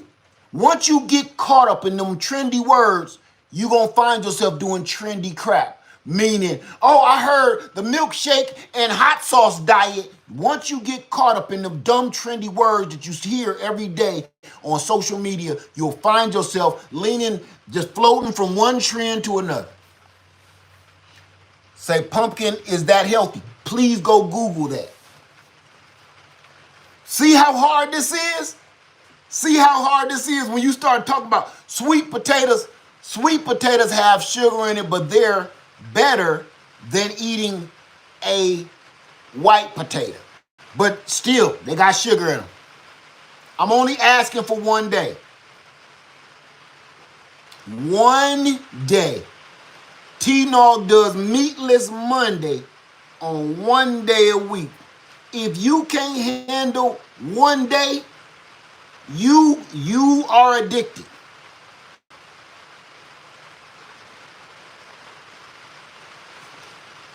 All fruits have sugar. All fruits. All of them.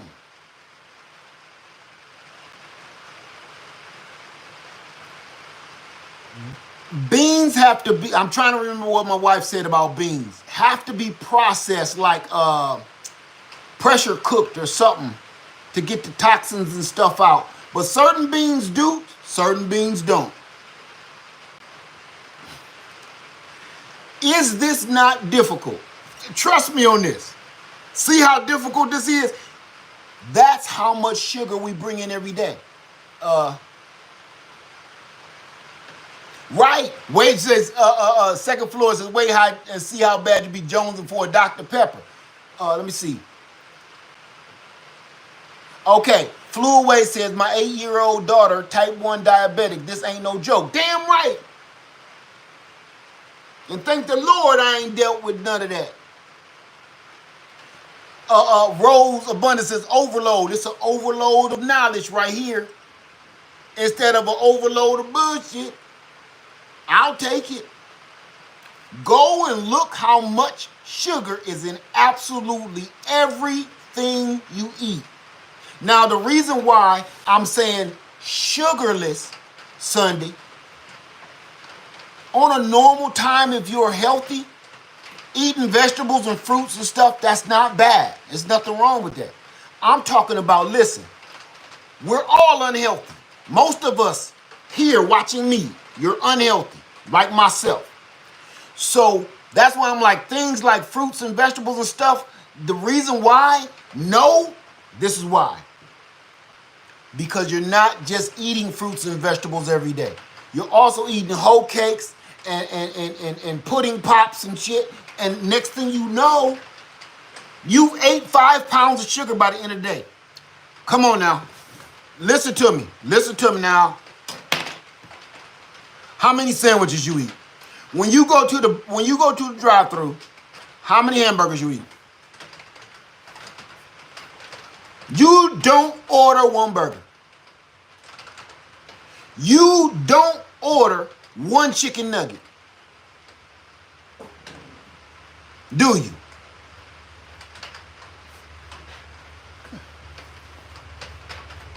No, you don't. You order 2 hamburgers. And if you order a double, it got 3 buns. It got 2 buns on the bottom, 1 bun on the bottom, 1 bun on the top, and it might be 1 bun in the middle. You just ate 3 loads of sugar on top of all that ketchup. Go look at how much sugar ketchup got in it. Blow your mind.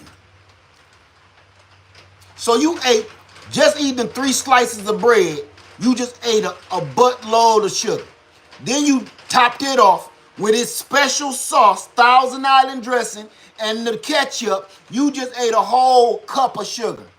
But no, you got 2 for $4. So you got 2 burgers you about to bring an end to. Oh my God, New Orleans Garden said, and a large fry. Starch all day. And a large fry. Why do you think you feel so damn sick? It ain't just the chemicals, I'm telling you. It's not just the chemicals. It's also the sugar. They making this stuff out of chemicals and sugar. And it's just a big slurry of sickness. That's why when you done eating them 2 burgers, your ass gets sleepy, you feel a little sick, you might have to doo-doo, but you can't. All of that. Keep it 100. So you got a 2 burgers, a large fry, a large, extra large Coca-Cola, and that Coca-Cola is pure sugar. You just drank a whole cup full of K-Roll damn pancake syrup. You know, I used to work at a gas station when I was younger, and I was responsible, because I worked the night shift. I was responsible when that doggone soda machine run out in the gas station. Okay, the clerk that's working the station, if that tank go out, you gotta go back in the back and get a new bag of syrup to put in the machine, and you gotta get a new that fizzy water, hook that up, and once you see how much sugar actually goes into your pop, everybody go to the fountain machine, and how much little of water goes in it, it's amazing. What you don't know, if you've never worked in a gas station a day in your life, I'm going to tell you something about a gas station attendant that they can tell you. They always have to go replace that syrup bag in that Coca-Cola fountain, that pop fountain, right? And then they have to, there go another one of them dumb questions, then, and put that fizzy water in. No, meat don't turn into sugar. Meat turns into protein. And then everybody eating ice cream, go look at that. I can't make this up, man. Once you check out, we so worried about them trying to get rid of us. I tell y'all this all the time. The government ain't doing no weird conspiracy theory 007 James Bond bullshit to get rid of the population. They're going to make you pay for it. They're not going to spend their trillions of dollars to get rid of the population. They're going to make your dumbass do it.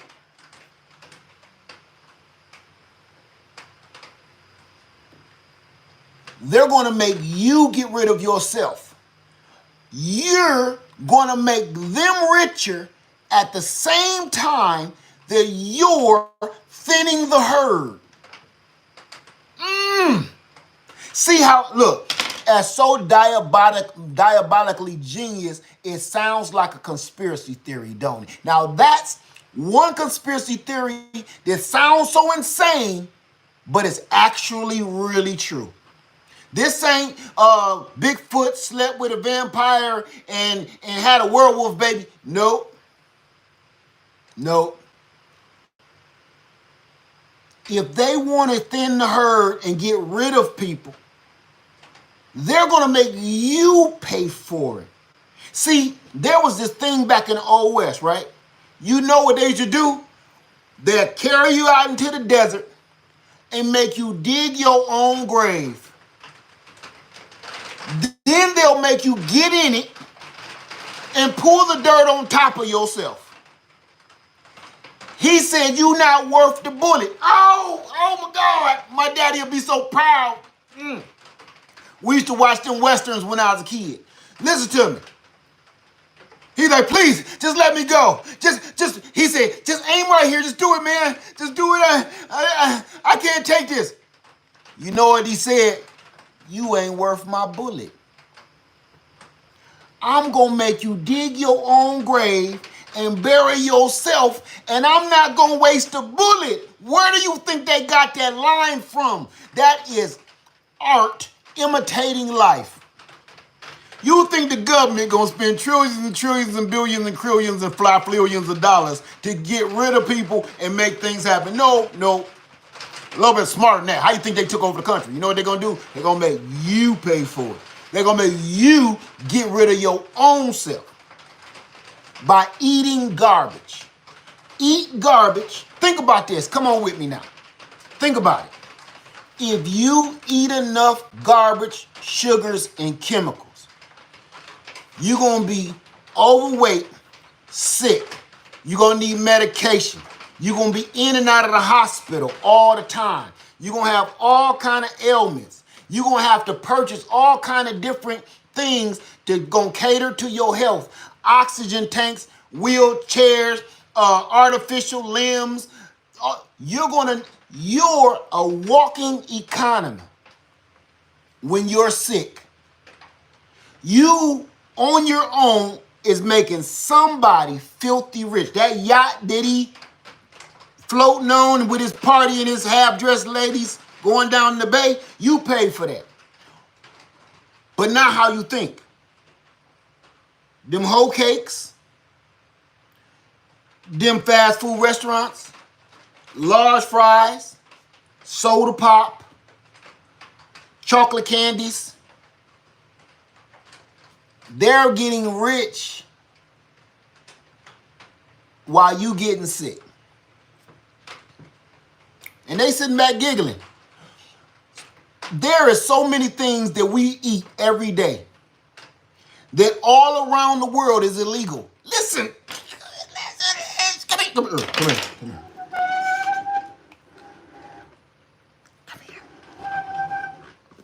Listen. Don't tell nobody I told you, because if you do, I'm going to deny it, okay? Listen here. There is third world countries out there. And there are countries that's run by dictatorships. Y'all know about that. Potato chips, okay? That's what I call them, dictatorships and potato chips. There's countries out there run by dictators. The dictators are so cruel, evil, and wicked to their own people. But guess what they won't allow? They won't make it legal to eat red dye number 56 or whatever the hell it's called.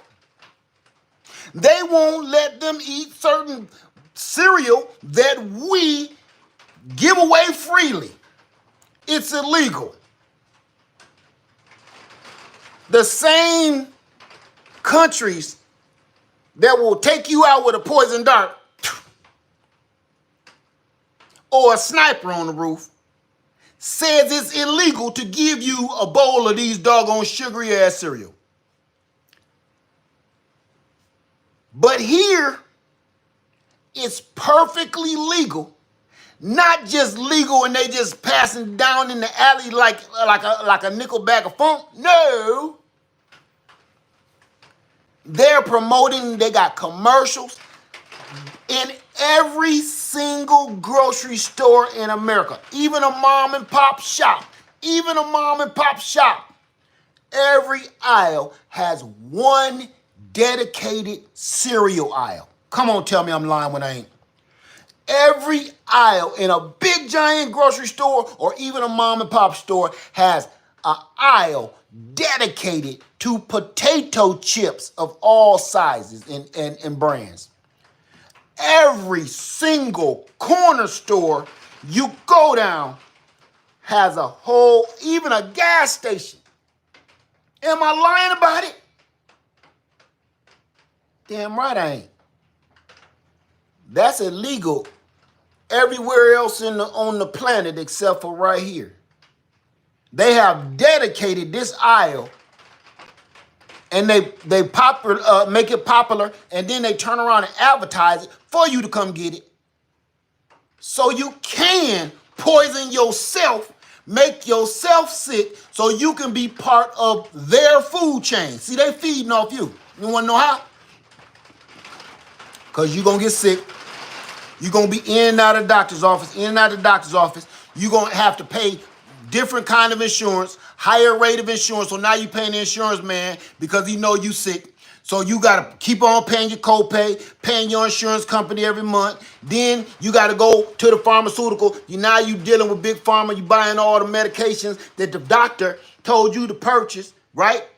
Now the doctor said, oh, we're going to have to get rid of that leg. Now you got to go buy an artificial limb and a wheelchair. And now you got to go buy a hover round so you can get around like you used to. Every single thing, you just turned yourself into a walking piggy bank for them. All, don't blame them. They gave you free will. They gave us all free will to choose.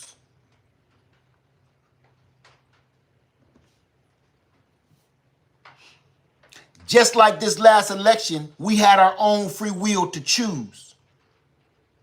And we chose the latter. No different now. No different now. We had our own free will to fix our problem, and we didn't want that. You, right now, have your own free will. How, Led? Stop eating sugar. Consume less sugar. Once you're healthy enough, consume healthy sugars like honey, like stevia, right? Okay. Plant your own garden.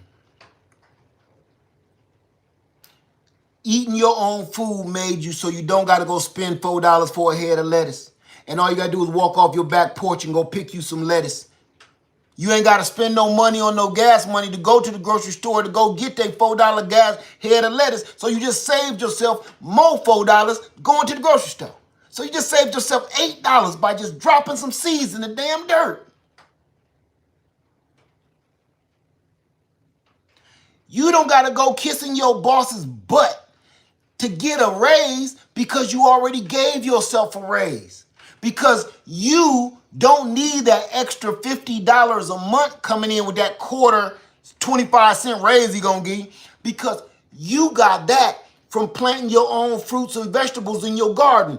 Now, not only did you give yourself a raise, you thinking about branching off and starting your own business. How is you going to do that? Because I planted 10 peach trees last year, Led. I'm getting more peaches that I don't know what to do with. Led, what should I do? Now, you taking them peaches off, you making your own preserves, you selling your own preserves, you selling your own peaches. You done started your little something at the farmer's market. Now you bringing in income from something that's just doing its own thing by the Almighty Father. What y'all think I'm doing out here on this land, huh?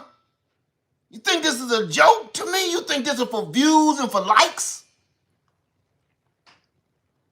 While y'all think this is for YouTube views and likes so I can so-called get this big bonus check y'all keep talking about YouTube give people.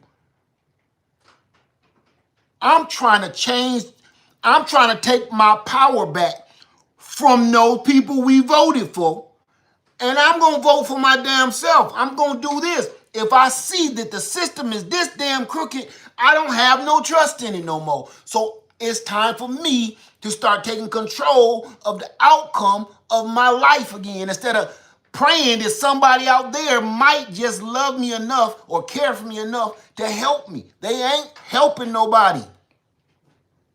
They have zero intentions on it. Especially this dude. Plant you some food out there. You done gave yourself a raise by getting your own food. You done gave yourself a raise by selling your own ware, selling your own fruits and vegetables. You done gave yourself a raise by selling your own farm fresh eggs. You done gave yourself a raise by selling your own chickens, whether they're hens or they're chicks or they are fresh meat. You did that. And everybody keep thinking, Leah, what are you doing all this for? All of this is because we're addicted to the United States of America. Now, I told you truth, I told you fact, and I let you know when it was my opinion during this video. I pray you listen, because all you got to do, if you don't believe a word I say everybody don't believe a word I say, and go look up and research everything I just told you. All of this looks crazy right now, what I'm doing. Back and forth, I'm doing this, I'm over here, I'm doing that. And everybody like, damn, what's he doing? Led 1 minute he freeze drying, now he canning, then he garden. Why don't you stick with one thing? Because this ain't no damn YouTube video. This is my life. I'm not making gardening videos so it'll make you feel good about you not having a garden. I'm not doing that. I'm taking you along with my life, and this how jumbled up my life really is. Did y'all watch that 3-hour video the other day? I was everywhere. When I'm here and I'm all over this land working, this is what I do. This isn't no edited, scripted video for your liking. This is it. So it looked like I am all over the place because I kind of am just like you are. The only difference between me and you is I'm progressing. Well, you all over the place screening and scrolling to channel. Sometimes you got to put that phone or that tablet down and go make something happen. Telling you. I'm not complaining about what just happened in the election. I'm not complaining about that. You know what it did? I was upset for a minute, but you know what it did after that? I got motivated. I got even more focused and more motivated. That's why I've been out here doing all this, because it made me see, oh yeah, I can't trust this. I can't trust the planet. I can't trust these folks. Let me sharpen my pencil and get back busy. I can't trust what's going on out here no more. I don't trust nobody. I don't trust nobody. You hear me? So I hope this helps. I'm going to be talking more about Sugarless Sunday. And what I would like for you to do is go do your research and find out how many things either have sugar in it or turns into glucose, sugar itself. It'll blow your mind. All that bread that you eat, all that pasta, all that rice, all them mashed potatoes, all them French fries, things that you don't think, the savory and salty, you don't think they turn into sugar. All of that is like you just ate a 10-pound bag of sugar that day. I can't make this up. If I'm lying, so help me. Go look it up. Go look it up. Potatoes, rice, bread. Oh, how can I forget? Grains, wheat flour, enriched flour. What's the other one? All of them flours. Corn starch, corn flour. Okay, I'm glad I remember this because I thought about this a little while back without saying. I want to end the video with this, okay? How many people love to bread they chicken, bread they fish. You want to fry fish? You put your breading on it, your special recipe. How many people love their chicken? You go put, phew, girl, you stink. You, they got in my mouth. I'm gonna have to let her out. So how many people bread they even like them? Oh, some you said the potatoes, New Orleans garden. Some people like them potato wedges with the little breading on them. Come on, tell me. Bread they fried chicken. You got your own fried chicken recipe, don't you? Everybody. Say, listen, somebody say, I started air frying without the bread. I'm gonna tell you something I start doing. All of that flour that you putting on there and them panko crumbs, cracker crumbs, all of that, sugar, sugar, sugar, sugar, sugar. Sugar. Sugar, sugar, sugar, sugar. All of it. I'm going to tell you what I started doing because I love, and I know coconut flour and, I can't remember the other one my wife say, coconut flour, almond flour. I think almond flour do got sugar. It's like coconut. It's something, I can't remember at this very minute. Guess what I do? Cassava flour. Thank you for that. Thank you. Thank you, Monique Hill. Thank you. Cassava flour. It don't fry like white enriched bleach flour and stuff like that, but it does give you a little crunch, okay? Some people even fry it and bread they stuff with cornstarch. That's the worst. I'm gonna let you do this challenge for real and try something for me. Try it for me, because I don't think I'll ever go back to eating no flour no more. Listen to this. Not forcefully anyway. Listen to this. I mean, not voluntarily anyway. Listen to this. If you go fry your chicken,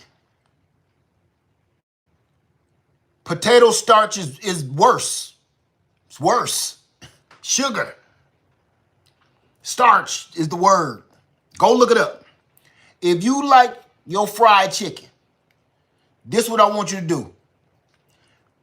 Go season your chicken however you season it, Without the breading, you're going to need a little something else to stick on it. So I like to use a little olive oil.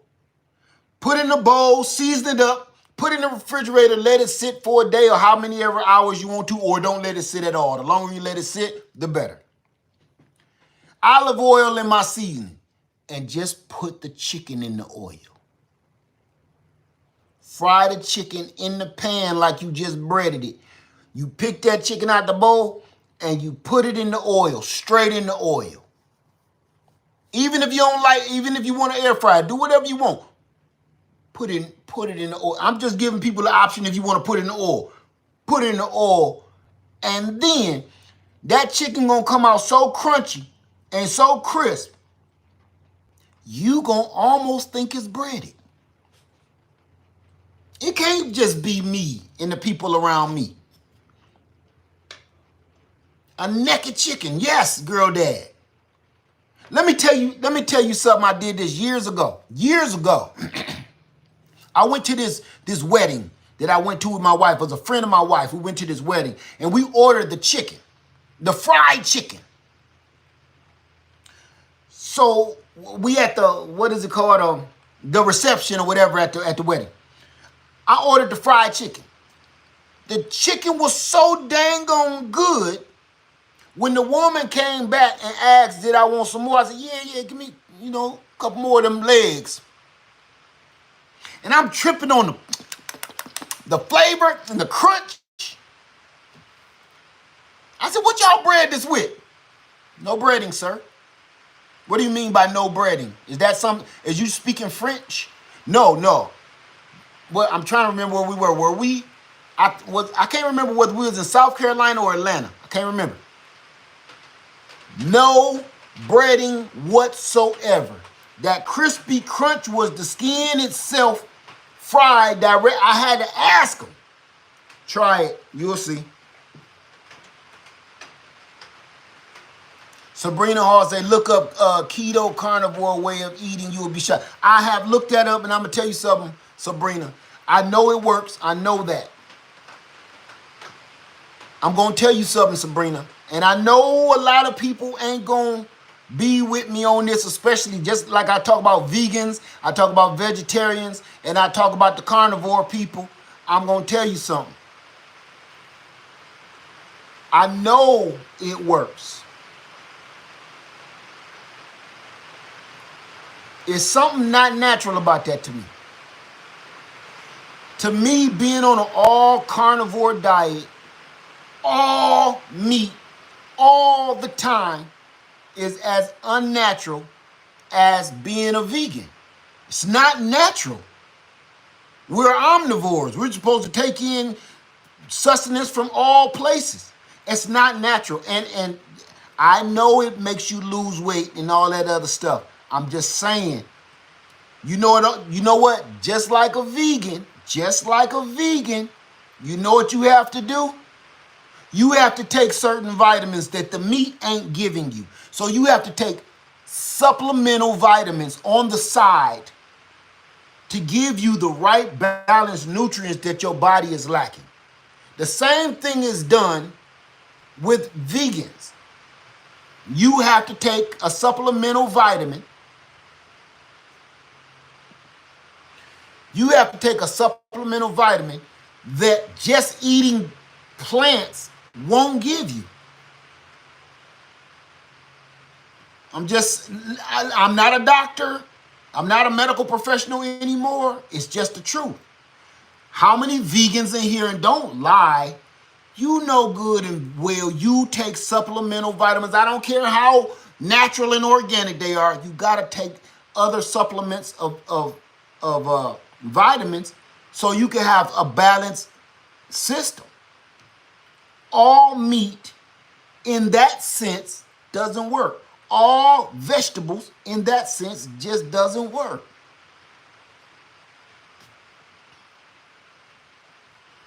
Right?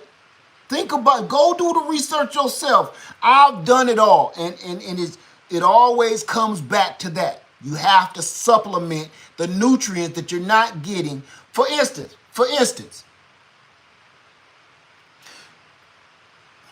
let me take you back in history.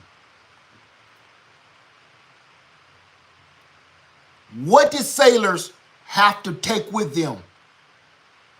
What did sailors have to take with them? Because sailors, pirates, sailors, back in the old wooden ship days, what did they have to take with them? They were on damn near a strictly all meat diet because that's the only stuff that they could dry and preserve to keep for a long time on the ocean. That's right. They would have to have citrus in their system, vitamin C in their system, or else you get scurvy. No, that all that salted meat that they was eating, after a while, you go nuts. You might as well, while you eating all that meat for months on end, you might as well wash it down with an ice cold glass of seawater. Not scabies, scurvy. You know how the pirates call each other scurvy dogs? That's what they meant. That wasn't just no crazy pirate lingo like gang signs. Scurvy, yeah. Yeah, go look it up. Go look it up. You can't just be eating meat.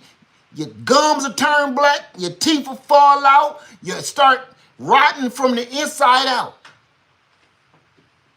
So when people keep talking about the carnivore diet, I know it works. The science is there.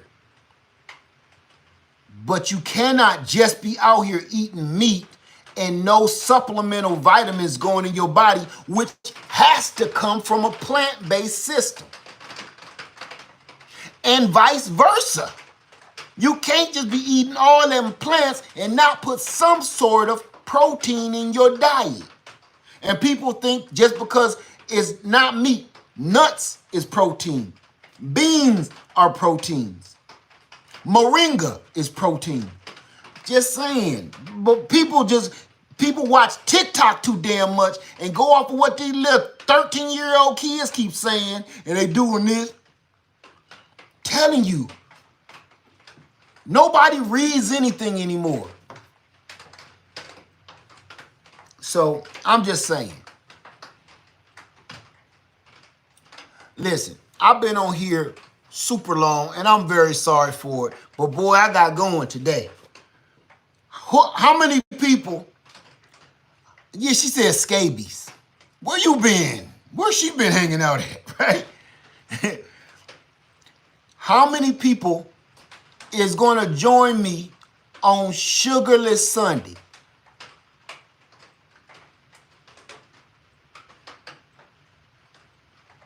What'd you say, DJ? Surprised I didn't say Tic Tac. I didn't say Tic Tac. I meant Tic Tac. You know. How many people, raise your hand if you plan on joining me or trying to join me on Sugarless Sunday? No sugar. We can't consume anything of sugar. Anything that breaks down into sugar, like starch, potatoes, breads, wheats, flours, fruits, certain vegetables. You might be better off just eating you a multivitamin of the day and a jug of water. So we're going to do Sugarless Sunday and just drink water. No pops, no sodas, no coffee, no tea, none of that you had to add. If you got to add in sugar, it's a no. If you got to add in artificial sweetener, it's a no. I think the only artificial sweetener I will accept is stevia. That's even hard for me.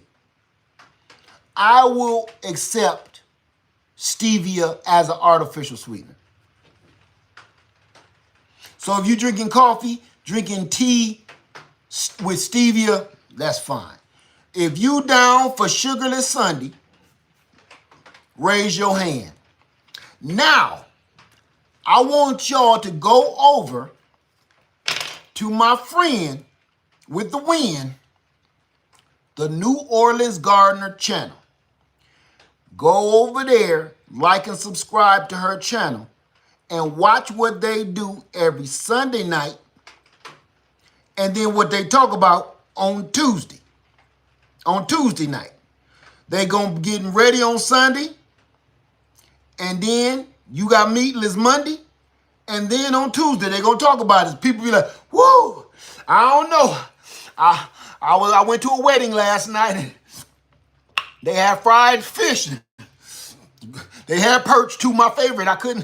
I'll be watching and listening to them testimonies, cracking up because it's the truth.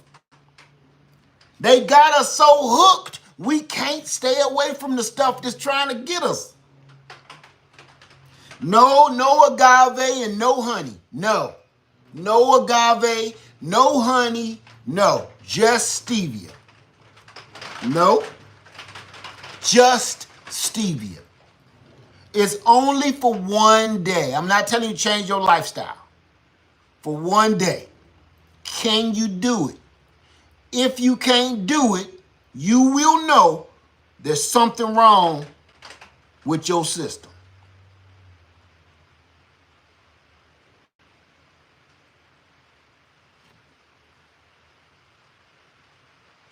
Lighthouse Woman Wellness. Agave is a plant, she says. So is sugarcane. That means nothing. I don't care if it comes from the earth. It's sugar, baby. You don't know? Do me a favor. Let me see what your name was. Lighthouse Woman's Wellness Center. Agave is a plant. I know what agave is. I actually grow one. So is sugarcane. It's a plant. How do I know? Because I'm the sugarcane pimp.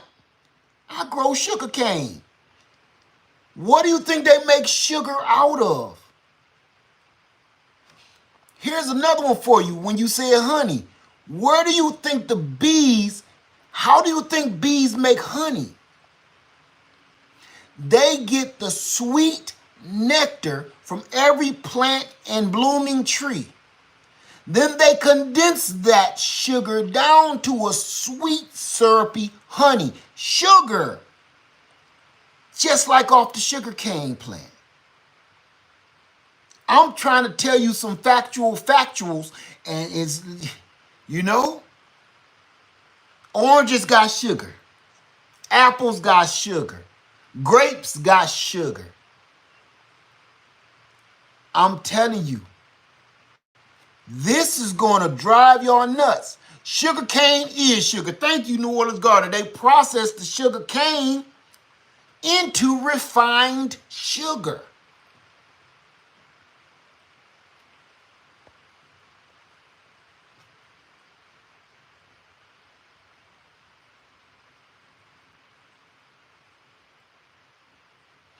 Natural Lighthouse says, natural sugar is good for you. Natural sugar is not good for you if you got diabetes.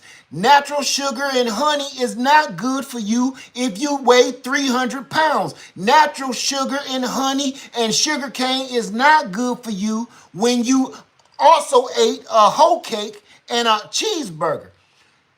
If that's not the only sugar, you must not know nothing about diabetes. Because I know it's natural sugar, but it is to be consumed moderately. You making it sound like it's food of the gods. It's not. It's all, if you sit down, I'm gonna tell you this, I can literally eat as much honey as my heart desires. I have gallons upon gallons of my own natural made honey from my own beehives.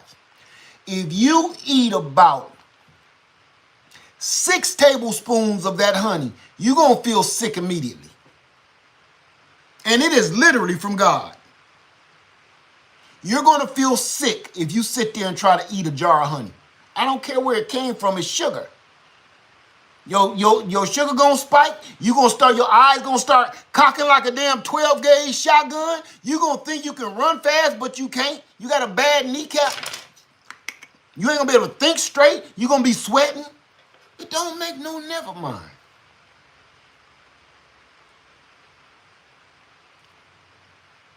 I'm just saying. Listen, and you know what?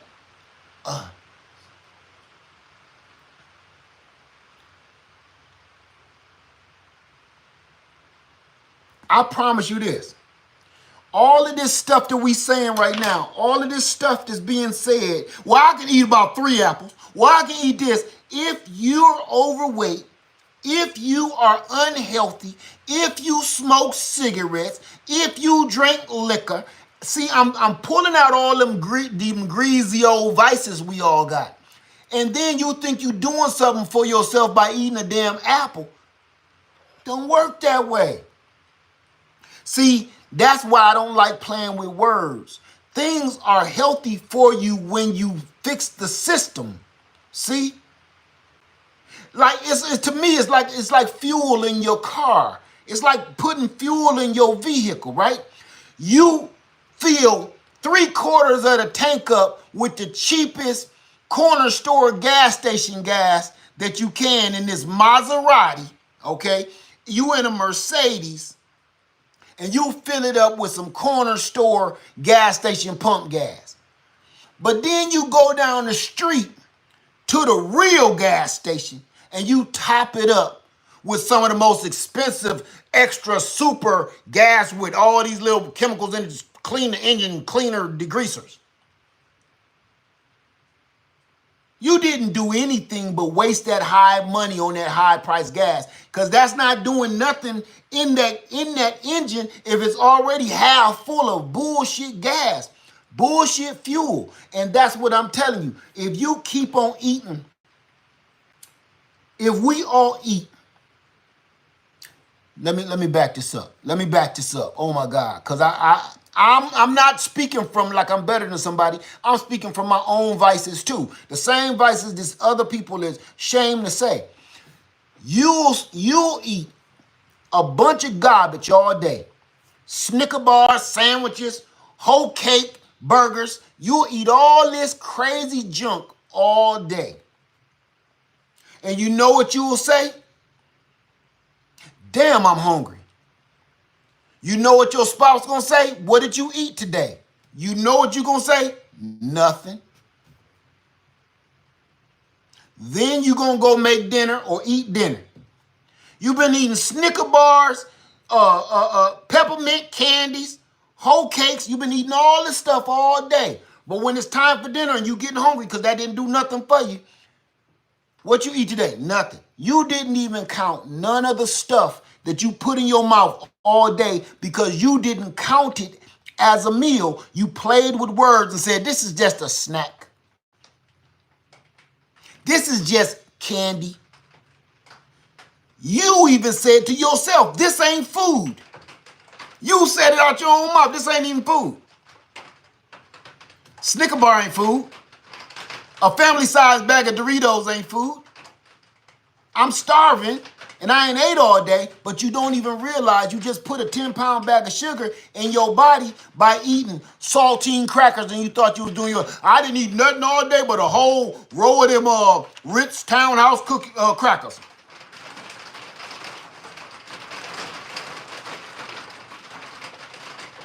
You put all this junk in your body and then you go drink a smoothie. A green smoothie with moringa in it and stuff. And say you on your journey. Nobody saw you eat the Snicker bar burger.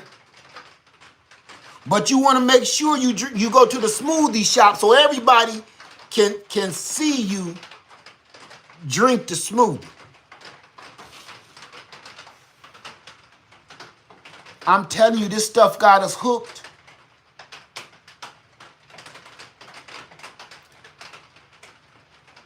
This stuff got us hooked. I'm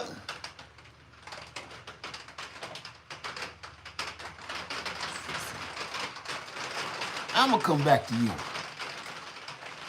Lighthouse Woman's Wellness. You say, and then just start over. You know what I'm going to say? We need to leave it alone altogether. Because when we play with words, we get sick. When we play with words, we do dumb stuff. When we say, I just start over. I messed up yesterday, but I just start over. How many, I said fast first, then start over. No. Change your whole lifestyle. So we ain't got to keep starting over. Let me tell you something, and this is nothing against you, Lighthouse. I actually like talking to you. Listen to this. How many 300, 400, and 500-pound people, and I ain't going to say just the poundage. I'm going to say you know good and well you ain't healthy and you out of your weight class that you're supposed to be at your height, right? How many of those people keep saying, I'm going to eat this today, I'm going to start over in the morning? The holidays roll around, the sweet potato pies start getting slung around like damn frisbees on the beach, and then you say, I'm going to eat this half a pie. I'm going to start over after the holidays. I'm going to start over after this birthday cake. I'm going to start over after this wedding cake. I'm going to start over after this holiday. I'm going to start over after this wedding. Every other day is a start over until you reach about 500 pounds. You've been this nation is so overweight, including myself, because we play with words too much. To me, okay, everybody with me, answer me this. Answer me this. This is real life game. That's almost like spousal abuse. That's almost like spousal abuse, mental or physical. You abused your body today, but you made yourself a promise that you will never do this again. Give me another chance, body. We'll start this over tomorrow. I'll never abuse you again. Tell me that don't sound like an abused relationship. You keep starting over and you keep giving yourself excuses why you should keep doing this. I am speaking from experience. It's equivalent to spousal abuse on your own self. It's like being your own grandpa. Every day you abuse yourself, you turn around and you say, I'm sorry. I didn't mean to eat that much ice cream. Every day, I'm sorry, body. I didn't mean to eat that much pizza. It was just so good. When we say that to ourselves, you know what we sound like? We sound like that battered or the person that did the abusing after they got done abusing another person. Now they apologizing. And they say, it'll never happen again. I'm sorry. I didn't mean to do this to you. But, you just get me so angry sometimes. You make me so crazy sometimes, and I love you so much that sometimes you just make me want to just hurt you. That is what an abused relationship sounds like, those conversations, right? You're having the same conversation with yourself about food. I'm so sorry. When you sitting on the toilet trying to crank that soldier boy, you like, I'm so sorry. I didn't mean to eat that much. I'll never do this again.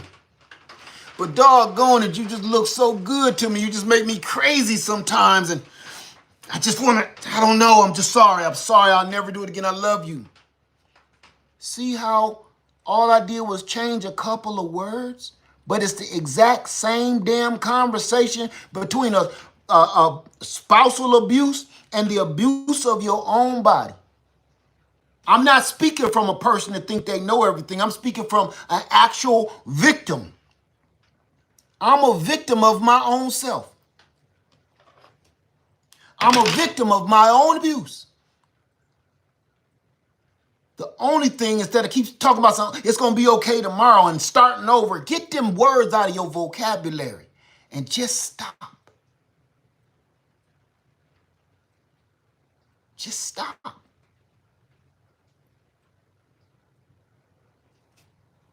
That's how I'm going to put that. We start convincing ourselves that it's okay.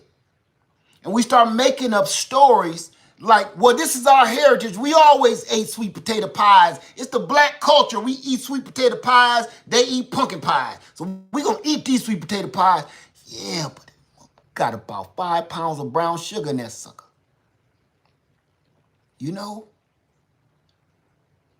Cheesecake, dumplings. Your grandmama get out them dumplings. Boy, my mama had them chicken and dumplings. Now my mama used to give me chicken and dumplings all the time because it was my favorite. Now I am a chicken and a dumpling.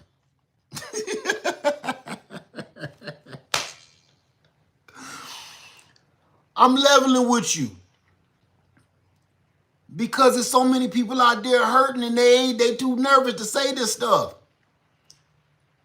Eat so many chicken and dumplings, I done became a chicken and a dumpling. Just sometime, man, we gotta know when to stop. And you want to know something else? I told y'all a story earlier on in this video about if a kid in Brooklyn and a kid in Atlanta, Georgia, and a kid in Mexico, they all talk different, right? Those kids are being taught and learned and trained by us to talk with these different accents and these different cultures, right? Okay. That kid also picks up eating stupid shit from us.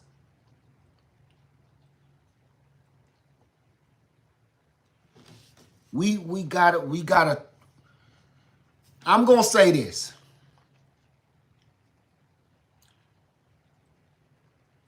We are too old. We're entirely too old. Anybody watching me right now?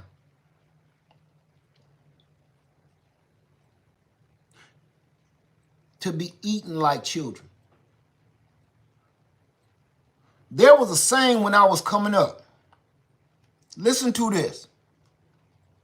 When I was a kid, all the way up until maybe till, I left home, say I'm about 18, you know what all you heard? You can't have no dessert until you have finished your dinner. You can't have no dessert till you finish your dinner. Not just discipline, Natalie. Was that Natalie? But you don't even hear it at all anymore. Everybody do whatever the hell they want. See, all that playing with words, that was disciplinary. By the time you finished all your food, you could probably eat one scoop of ice cream, you about to blow up, so you ain't gonna finish eating all that ice cream. But they know if you ate the ice cream first, you ain't gonna eat your dinner because that sugar do something to your body. But now, people eat Pop-Tarts for dinner. No parents is in the household telling kids no dessert before dinner. Now it's mama. Hey mama, can I eat this last piece of cake? Boy, get out my face. Go on, eat it. I'm tired of y'all. Ain't no damn way in piping hot hell I could ask my mama for a piece of cake or pie and we ain't had no dinner yet. If you ask that, you might get popped. Because that's insane. Now, I'm going to tell you one that my wife told me about when she was a teacher. This new age kids now, you know what they love eating? These chips called Takis. I don't know what that is. I've seen them. Takis. Some kind of chip. She said these kids wouldn't eat the meals that was given to them at the school. They was embarrassed to get the free lunch. But they would do everything to scrape up some money to eat these things called Takis. Chip, some kind of chip.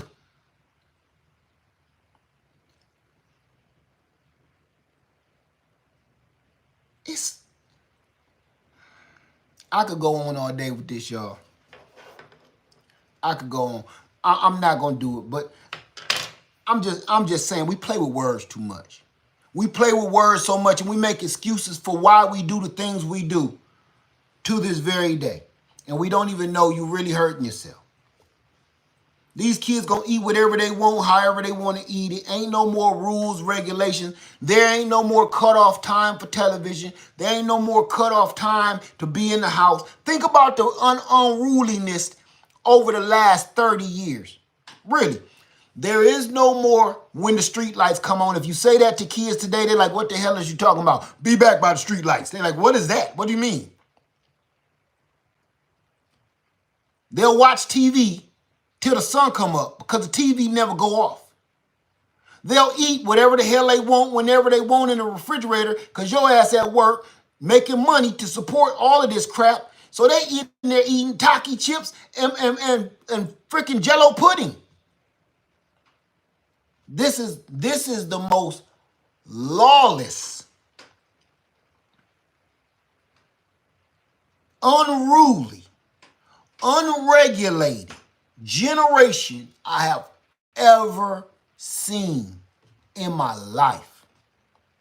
There are no rules, no regulations, no guardrails at all. That's why they out here doing whatever the hell they want, and they want you to respect the way they think or what they feel about their situation with them right now.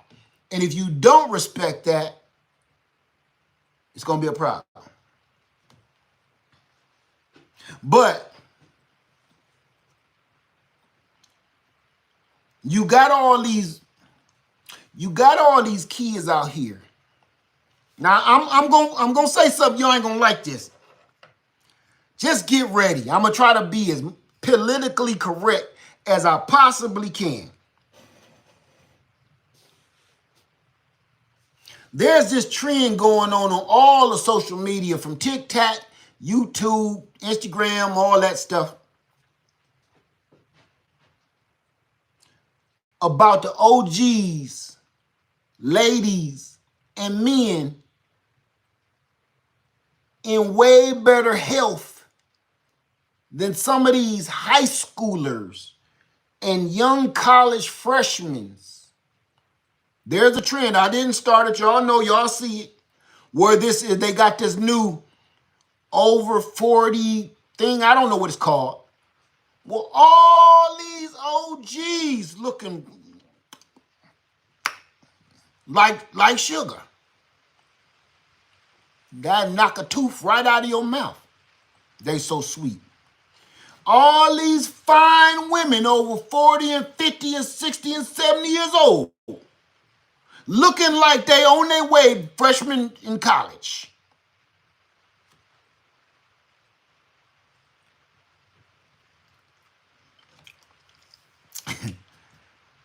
Some of these gentlemen ripped up, muscled up, like they just about to try out for the football team this summer.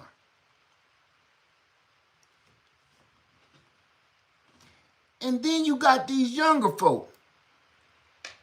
They've been eating these Takis so much. If you walk through the Walmart and look at the size of these kids, some of them, you don't know whether this is a grown lady or a child. Because whatever's in this food done either advance their particulars or they are the size of their parent or bigger. And when you walk through the store and you see that, you're a little confused at what you're looking at. And if you stare too long, they're going to think you're a pervert. Right? Okay.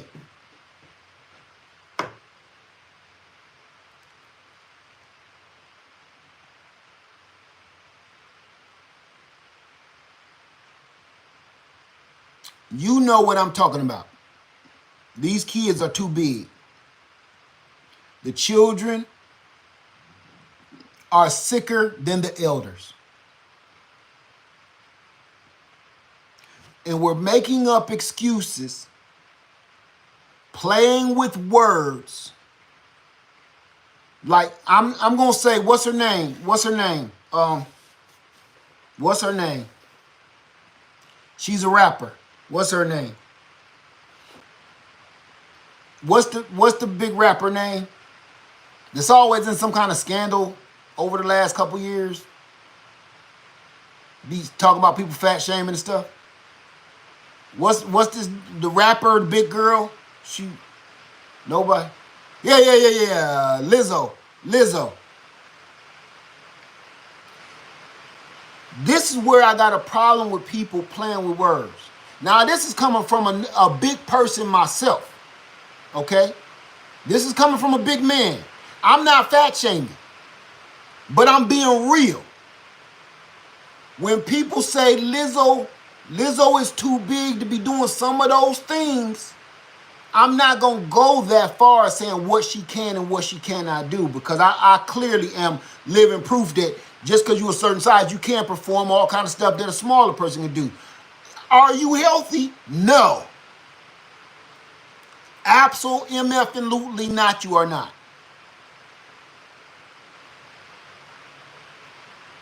So, I'm going to say that, and I mean it from my heart. And this is coming from a man that's overweight. Lizzo is not healthy. So when you tell her she's not healthy, and then she said, oh, you fat shaming, no, they're worried about you. It's not fat shaming if somebody like, hey, you know, you might want to. Okay?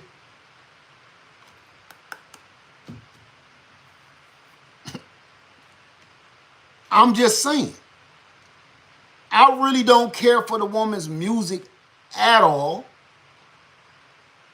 But I do think she's a very beautiful woman.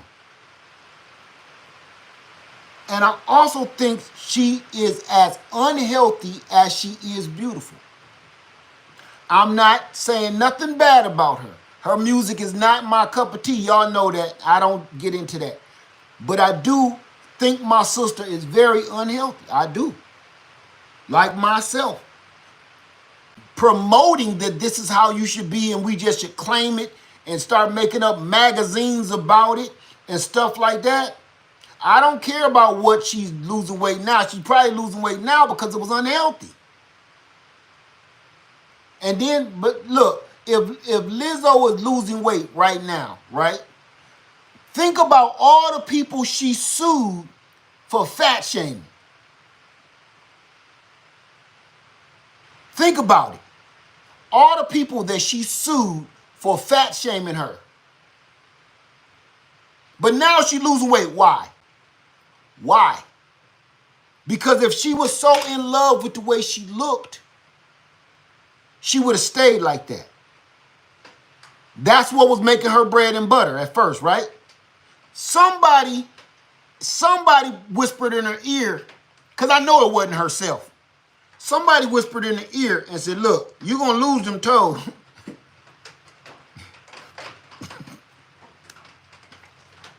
You're going to mess around and lose them toes. Or you're going to be performing one night like this, and that's going to be it. All that dancing like Beyonce and stuff, you ain't Beyonce. You can do the moves, but not efficiently. Some of those people were not fat shaming. Some of those people were worried.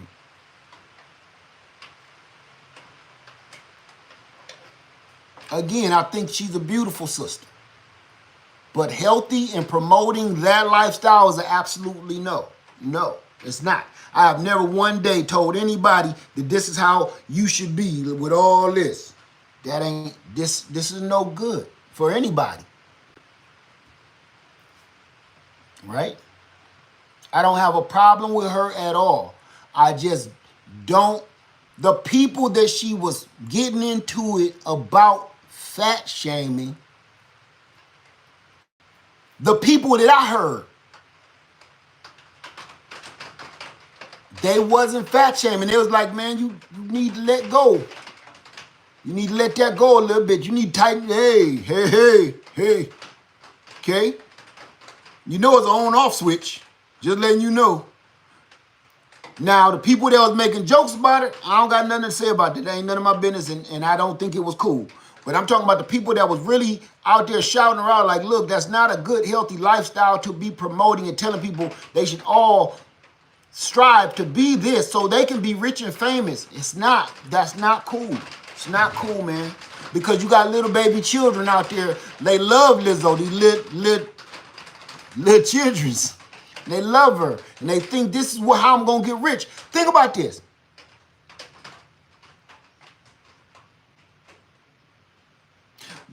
You know what starts mumble rap? You know why people start liking mumble rap? People do mumble rap, and then people start liking it because their favorite artist is promoting it. Look at Lil Wayne. Lil Wayne used to flow fire. He used to spit flames, right? Weezy used to spit fire. Keeping it 100 now. And then he started this grumbly like he had a pair of dirty socks in his mouth. And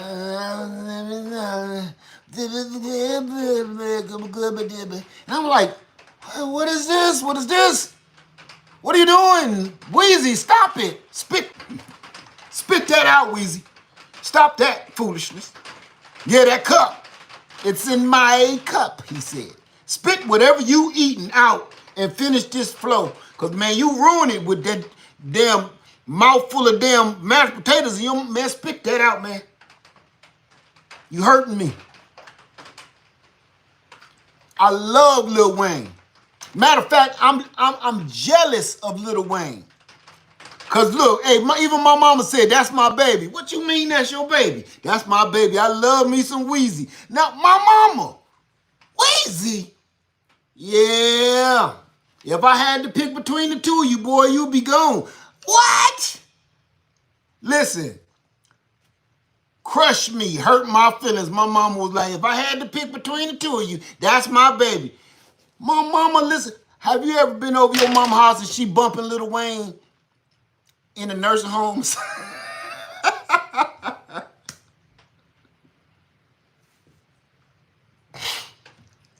Have you ever been over your mama's house and the neighbors upstairs and downstairs come down and ask your elderly mama, can she turn her music down? And she bumping Lil Wayne. Yeah, no. Okay, that's how much she love Lil Wayne. So, I love Lil Wayne. Jealous of him. Because he was going to replace me if it was possible. But man, I don't like that blah, blah, blah. The only reason people started listening to that was because Lil Wayne was popular and everybody started trying to match his energy. And now everybody auto-tuned and mumbling with a ball of dirty socks in their mouth. And I don't know what you're saying, sir. So that's why people do it. So if you keep on, you are influencing them to do this. So now the little kids is like, oh, Lizzo, she love bacon chips and Boston baked bean burgers. Shit like that.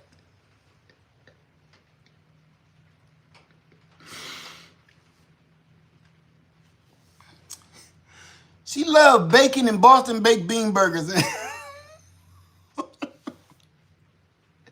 I want to grow up and eat just like that. Now look at all these combo-sized babies. See, she was promoting that. That's a difference between being that and promoting, saying this is okay to be this big. It's not. It is not, and you're hearing it from an overweight man. It is not okay to promote this is how you should be. Now, if you are that, like myself, I am not going to promote to the masses, you should be fat too. You will get a record deal. No bueno. You got to go pee? No, them killer dogs out there. You know what I'm saying? I gotta keep my eye on her. Come here. Come here. Where you going? You better go do something strange. Come on. So, let me see if I got my popcorn popper, because these crazy dogs keep coming in the yard. Go pee.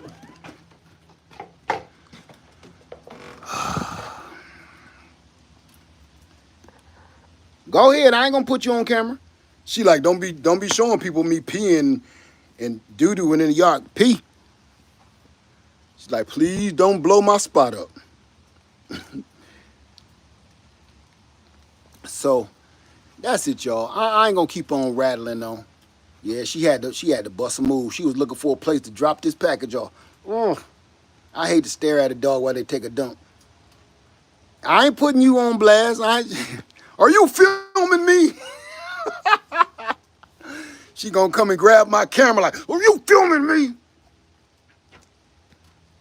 So anyway, I'm not. Yes, I'm filming you. Look, yeah, I'm filming you. Yeah, keep acting it. Come here. Come on. Come on. Come on. Come on. Come on in here. There go this crazy dog. Come on. Let me show y'all. Let me show y'all the stuff that I deal with out here. Look at this. Look at this. This is why I wouldn't let her out. I've been staying on top of her. Get on out of here. You ate my chickens anyway. I owe you a bullet.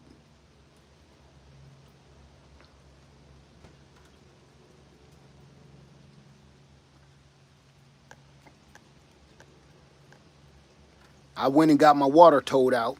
I gotta clean it out and fill it with water. All right, I'm sorry, y'all. Daily adventures of Paw and Peach. So, why did you walk on my camera? All right. Any last minute questions? Then I'm gonna get out of here. I know I've been burning y'all ear up. I'm sorry. Get that camera out of my face. Get out from there. Get out. Any last questions, y'all? And again, this is no offense to anybody. All I was talking about is the truth. I hope I didn't offend nobody because I was telling the truth. And if you don't think I was telling the truth,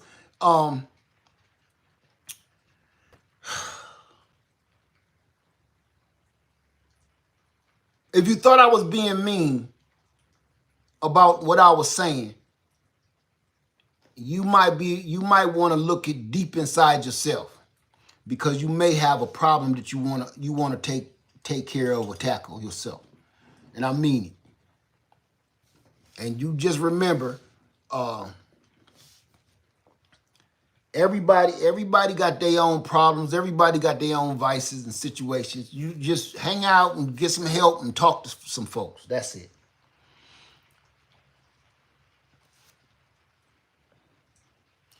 B Sweet says at some point it's up to you to do better. When you know better, you do better. Absolutely, absolutely. I'm not here. Even the woman that was, or whoever that was, the earlier was talking about some just start over. I ain't got no problem with her. And I know if you screw up, you have to do that. But we can't keep saying we can just start over. You know what it reminds me of? It kind of reminds me of Christianity a little bit. Of some people keep saying, well, I'm a sin today, but I'm going to be forgiven. I'm going to pray and be forgiven in the morning. Once you start taking things that lightly, once you start taking sinning that lightly, what's stopping you from just being a sinner all the time, and at the end of the week, you pray and you know what I'm saying? And be forgiven. Like you're a criminal, you delete people off the face of the earth, you Jack the freaking Ripper all week. And then on Sunday, that, like a lot of people go to church and then you okay. You can be Jack the Ripper every day of the week except for Sunday. And then once you start taking that grace and that forgiveness that lightly, you start thinking you can do anything and you know you're going to be okay tomorrow. There's no way to think about it for me.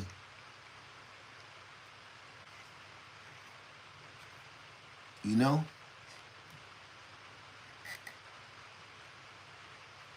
Everybody, y'all have a wonderful day. Okay? We're going to stay cozy and stay lit, stay up in here in our pajamas and chill for the rest of the day. I got this solar panel hooked up. I think when the rain stopped one more time, I'm going to go out there and hook this solar panel up. Okay? I enjoyed talking to y'all today. Remember Sugarless Sunday. I'll remind y'all again, all right? Y'all have a wonderful day. Leah Farmer 73 and Peach. Hey, Pup.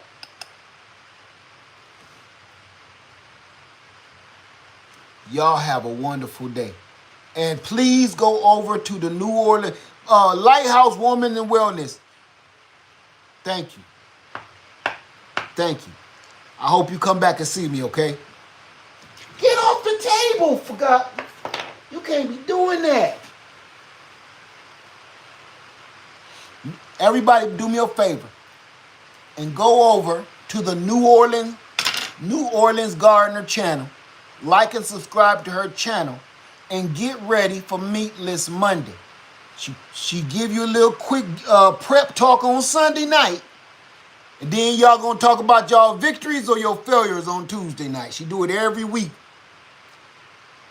She's a professional gardener. So if you ain't growing no food, she gonna help you grow that food so you can fix yourself. All right?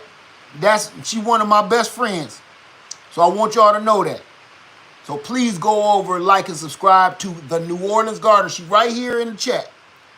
Matter of fact, she like one, yep, she right here in the chat. I won't steer you wrong, and she won't either, I promise you. All right? And then I tell you what, on what's today? What's today? Thursday? Yeah, today Thursday. T-Nog, I'm gonna talk to you, and I want to see who gonna do that meatless Monday and that sugarless Sunday. All right. So get ready for me. I'm gonna hit you up. I think something good gonna come from this. All right. Y'all have a wonderful day. Live Hummus every 3. I love y'all. I love y'all. Be careful out there. Be safe. I love y'all, and I'm out. Tino, do me a favor. Do me a favor and put your channel in the first comment so I can pin it so everybody can go straight over there. So they ain't got to go looking for you. Okay? So comment anything in the first comment, put your channel, and then I'm going to make sure I get that link straight to them. All right? Everybody have a wonderful day. Live on 73 and Princess Peach, we love you and we out. Peace.